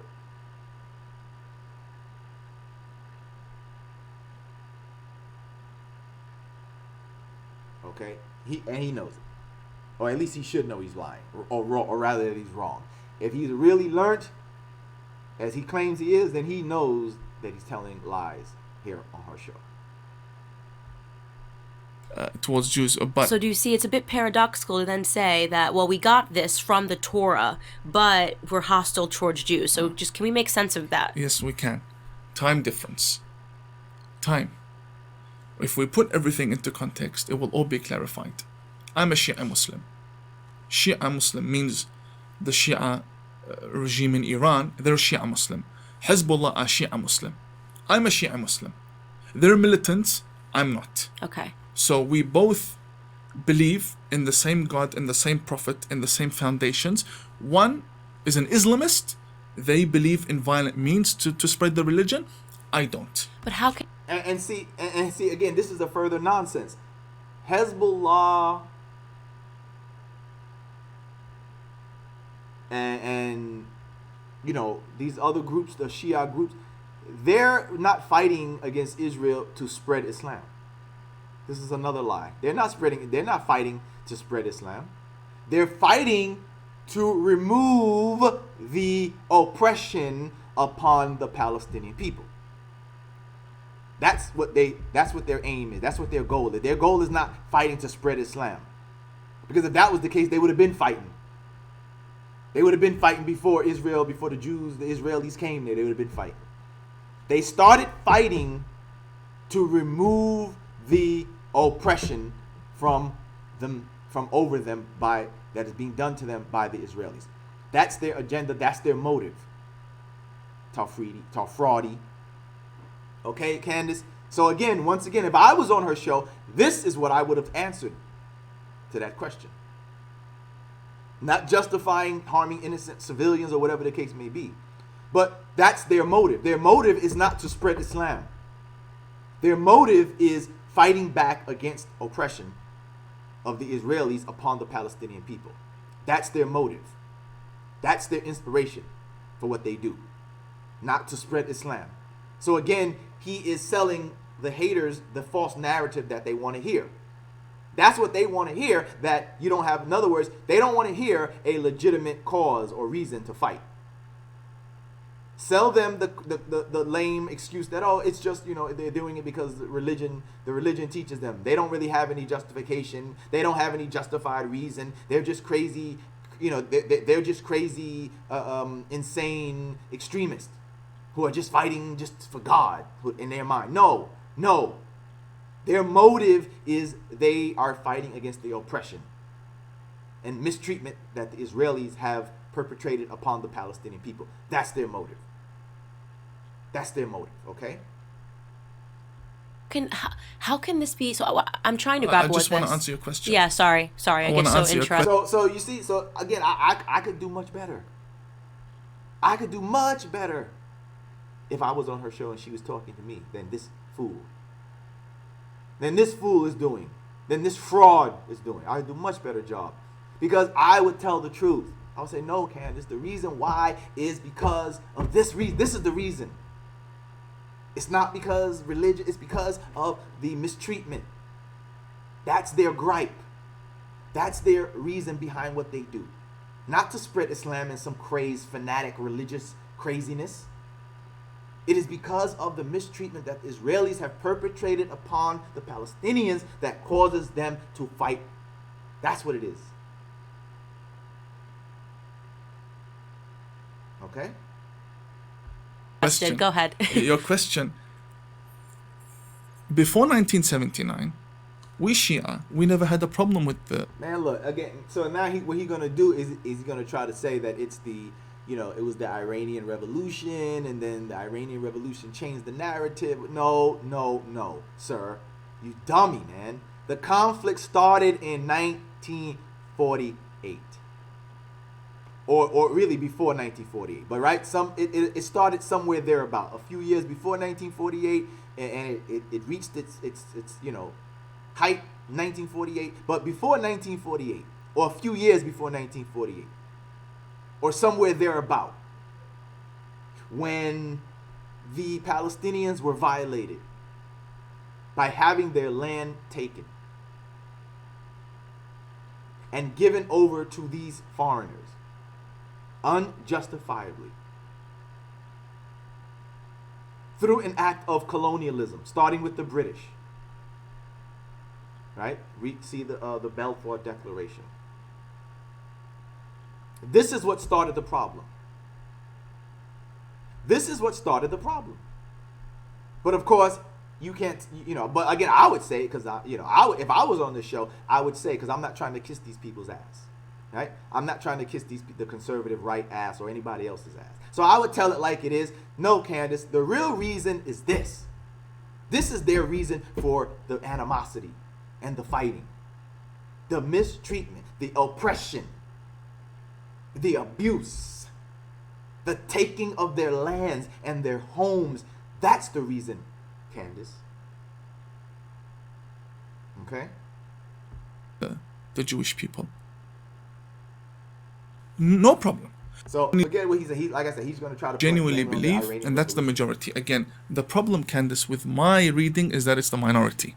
Yeah, but that is the problem. So I think it's unfair to say, well, the minority of people believe this, right? If we acknowledge that the majority of people that follow Islam believe in this sort of violent interpretation. And again, you see this is the danger.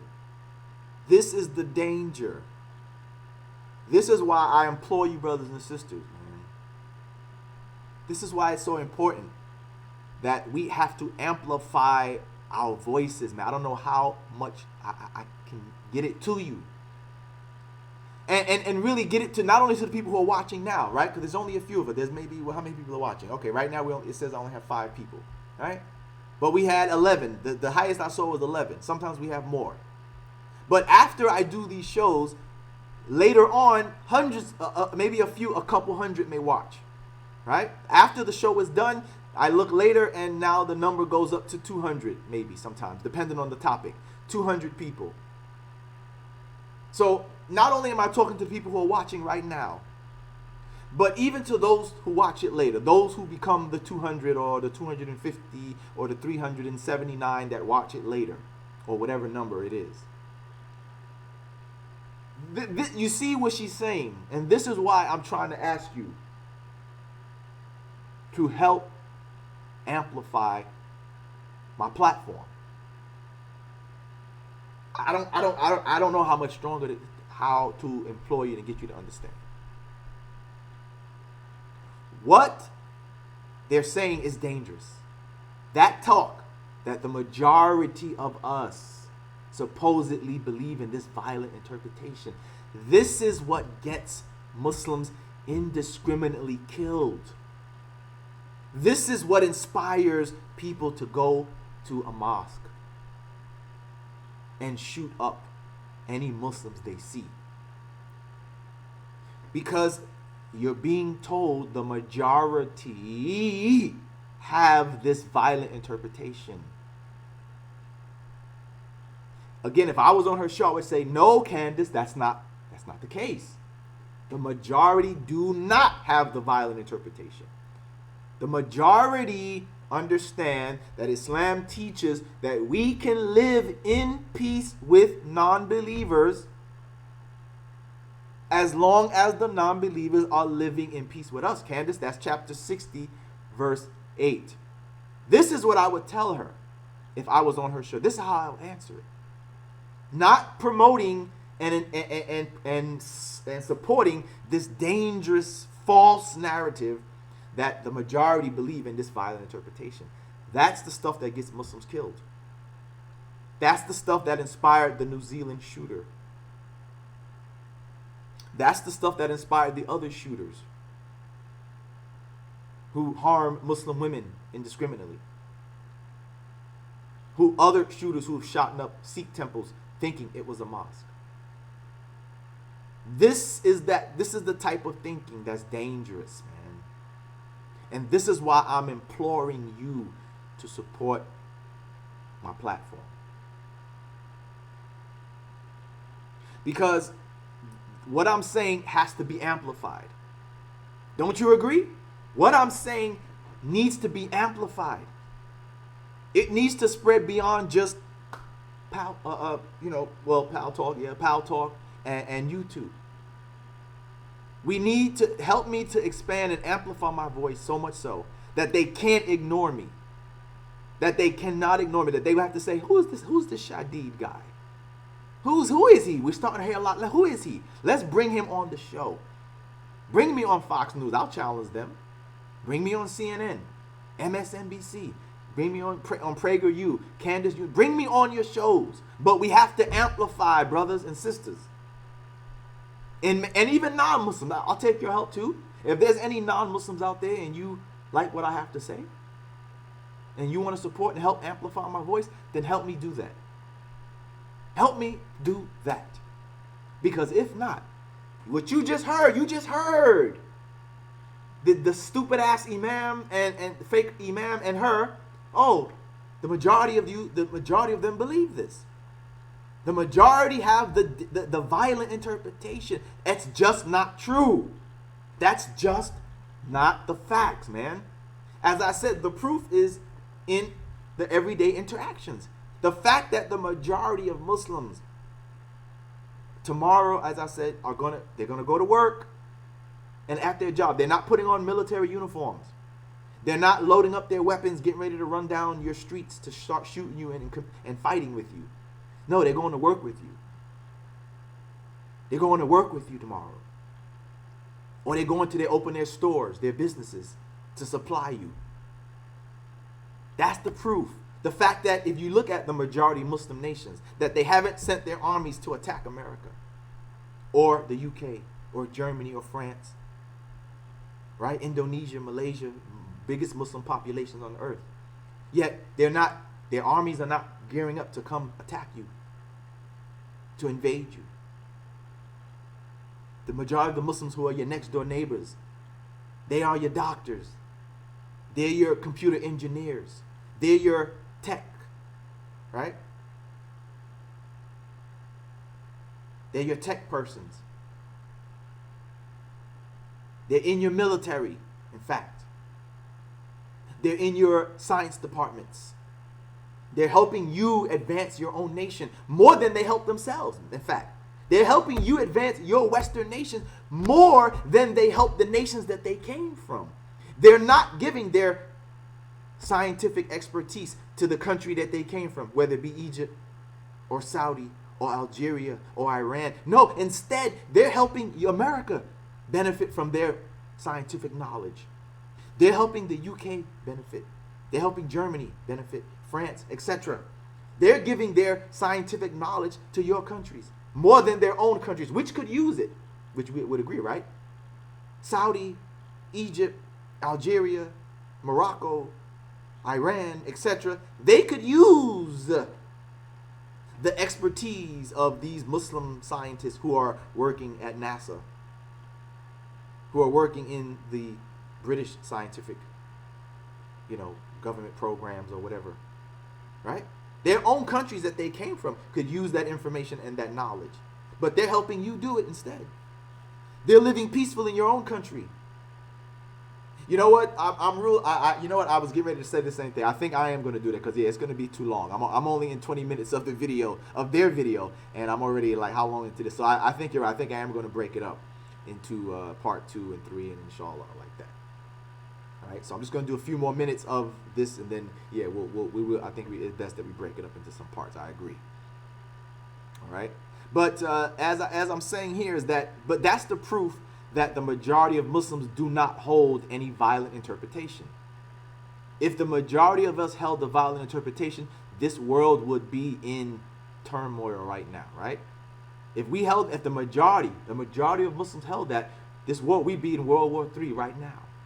But the fact, again, I repeat, that the majority of Muslims who are living in Western countries, and even in the Muslim countries, are not gearing up to go to war with any Western countries or non-Muslim countries is the proof that the majority of the world's Muslims do not hold a violent interpretation. And Tawhidi is full of it, Candace. Tawhidi is full of it. And I'm sorry, Candace, you're wrong. No, the majority do not hold a violent interpretation, which is evidenced by the majority of Muslims' actions. Those who hold the violent interpretation are in the small minority, less than 1%, even less than that. But less than 1% of the Muslim population of the world are the people who are the ISIS and the Al-Qaedas. The overwhelming majority of the world Muslims do not hold that interpretation, Candace. And Tawhidi is selling you lies. Okay? He's selling you lies. So I'll give it a few more minutes. You know what? No, let's stop it right there. We'll stop it right there. I'll stop it right there. And then inshallah we'll do a part 2 and a part 3, because from there on. So we'll just stop it right there. That again, the majority of Muslims do not hold the violent interpretation. Fraudy is lying to you, Candace. Have me on your show. I will be able to answer you much more concisely with evidence to back it up from the Islamic sources, Candace. Okay? So if anybody can get this to her, get it to her. If she sees it herself, because I did tag her in the link in my tweet. If you see this, Candace, let's talk. Contact me, and let's see about doing the show. I guarantee you. And I'll be interesting too, as you can see. Look up my credentials, Candace. Look on my channel. You will see that I've done numerous debates. I've spoken at colleges and universities. So look me up, Candace, and you'll see that you want to talk to me. You want to talk to me. It'll be a very interesting show for sure. All right. So yeah, we're going to stop it right there, and inshallah we'll do a part 2 and a part 3 in there. But again, as I said, brothers and sisters, this is why it's so important to have your support, to amplify my voice, to amplify what I'm saying, to spread it out more. So please, if everybody can help donate, all right, it'll greatly appreciate it. As I said, if everybody who's watching right now, you can use that link to donate. Okay, you can use that link to donate. If everyone could donate just $1, that's it, just $1. For those of you who already follow on my Patreon, great. Then great, you have already done your part. But for those who have not, if you could join my Patreon, then please join my Patreon page. That would be greatly appreciated. Here it is. Here's the link again for the Patreon. For those who want to join the Patreon page. Okay. The first link I just posted, that's if you want to make a donation right now. Right? It'll allow you to make a donation to Facebook, to PayPal, and I think it has a couple of other links that you can use as well. Okay? If not, you can use the links in the description of my video. It'll show you my Cash App. You can donate on Cash App. You can PayPal. It has the same ones here. Here's the Patreon page. If you want to join my Patreon page, which allows you to become a sponsor on a monthly basis. You make a monthly pledge to help my platform. But again, if everybody who hasn't taken it upon themselves to become a patron or whatever, if you could donate $1, that's it, just $1. Even those who watch this later, as I said, later on, maybe 200 people will watch this video, maybe 250, 300, it depends. But even then, those who watch this later, if you could donate just $1, just $1, that's it, just $1. Because together, that makes more, right? Together, that unifies us. So if everybody watching could just donate $1, that's all. Now, again, if you can give more, great. But if everyone together pitched in to give $1, that would help me be able to do more. Right? Those dollars can add up to something more, and I could do more. I can promote my platform better. Maybe we could take out YouTube ads or put up ads on YouTube to promote the video, which would get us more views, which would spread the knowledge more, which amplify our voice. But of course, that takes funding, brothers and sisters. That takes funding, that takes sponsorship. It takes money. Straight up, it takes money to do that. In order to spread the voice, to buy a YouTube advertisement, I could advertise my videos and get a wider audience, get more people to watch it, get more people to hear me, get more people to see me. But it takes sponsorship. It takes funding. So again, if everyone could just give $1, okay, that would help. It adds up if everybody just gave $1. Again, even those who watch this later, if you're watching this later and you watch it after the stream, like I said, usually I get 100, 200 people watch. If every one of those people who watch this later, just $1 on your PayPal or Cash App or Patreon or whatever, that would help us to amplify our voice. Because again, I'm telling you, Muslims, this rhetoric that we hear is, it's dangerous. That's just as dangerous as saying that all Jews are this. That's just as dangerous as saying all blacks are that. All Mexicans are this, or like Trump. The Mexicans are the killers and the rapists. That's dangerous because it spreads that idea against a large number of people, and before you know it, Mexicans are dying at the border. Mexican children, Latino children are being kept in cages because you're dehumanized. Before you know it, right? Muslims are being brutalized, mosques are being shot up. It's that same type of rhetoric that when you spread it upon a people, it causes their lives to be put in danger. When America said that the Native Americans were heathens, what happened to them? Right? Trail of Tears, Wounded Knee, and all these different incidents, the massacre of Native Americans. When Hitler and the Nazis said that all Jews were this and that, what happened? They got put in camps. And the society, the German society, didn't do a damn thing to stop it. Why didn't they? Because they accepted the narrative that all Jews were this and that. When African Americans were being lynched and slaughtered and had to sit at the back of the bus and couldn't drink at the white water fountain and were being lynched and killed, why didn't white America majority do anything? Because they had believed the narrative that was being sold to them that blacks are a bunch of N-words. That blacks are a bunch of filthy N-words, that they're all trying to do this, they're all lazy, they're all killers, they're all robbers. And so when it came time to lynch and kill us, nothing was done because the narrative was accepted by a majority of people. This kind of narrative that the majority of a group of people are this or follow a violent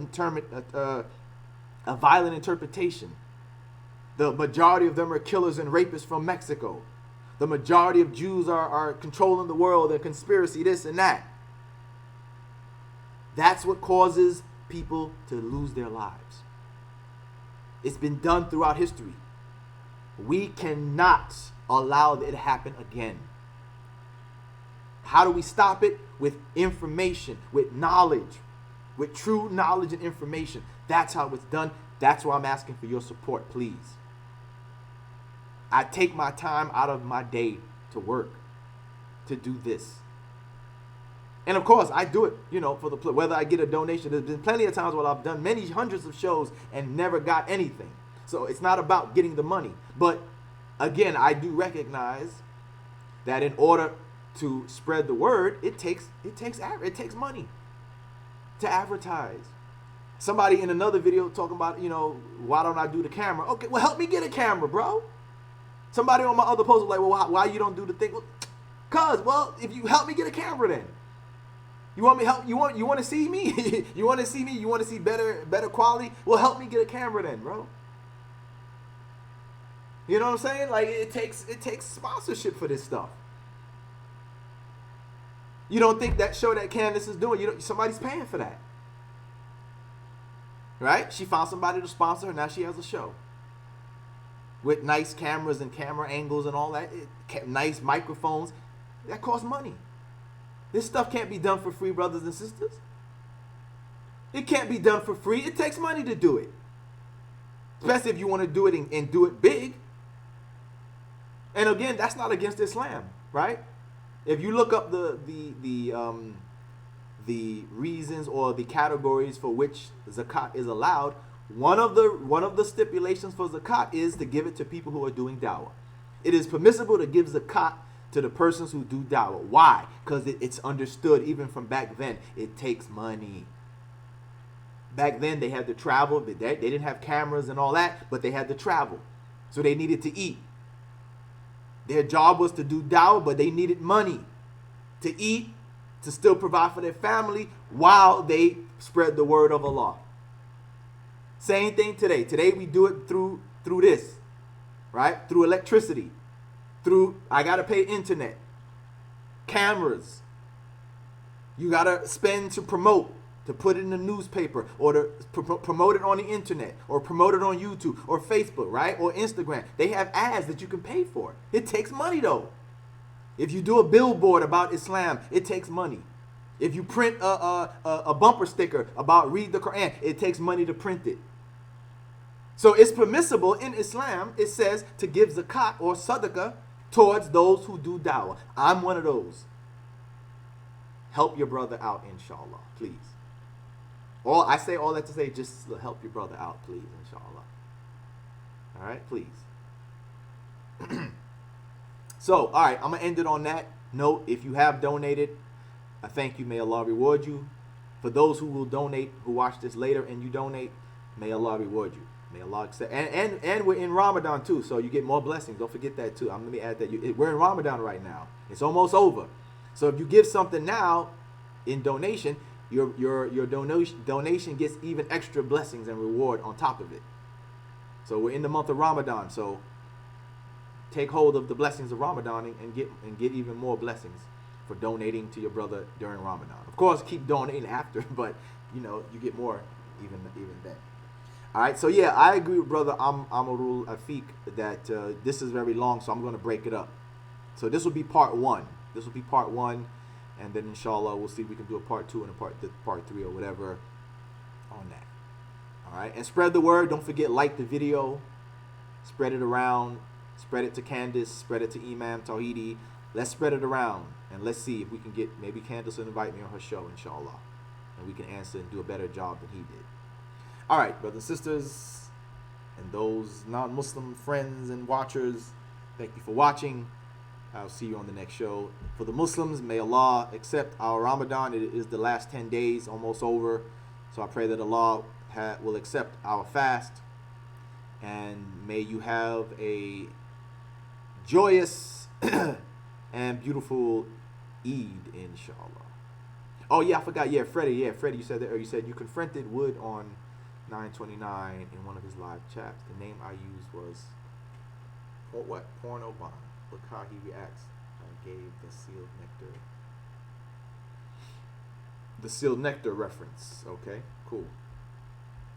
All right, yeah, I'll check that out. This must be one of his recent shows. I'll check it out. I'll definitely check that out.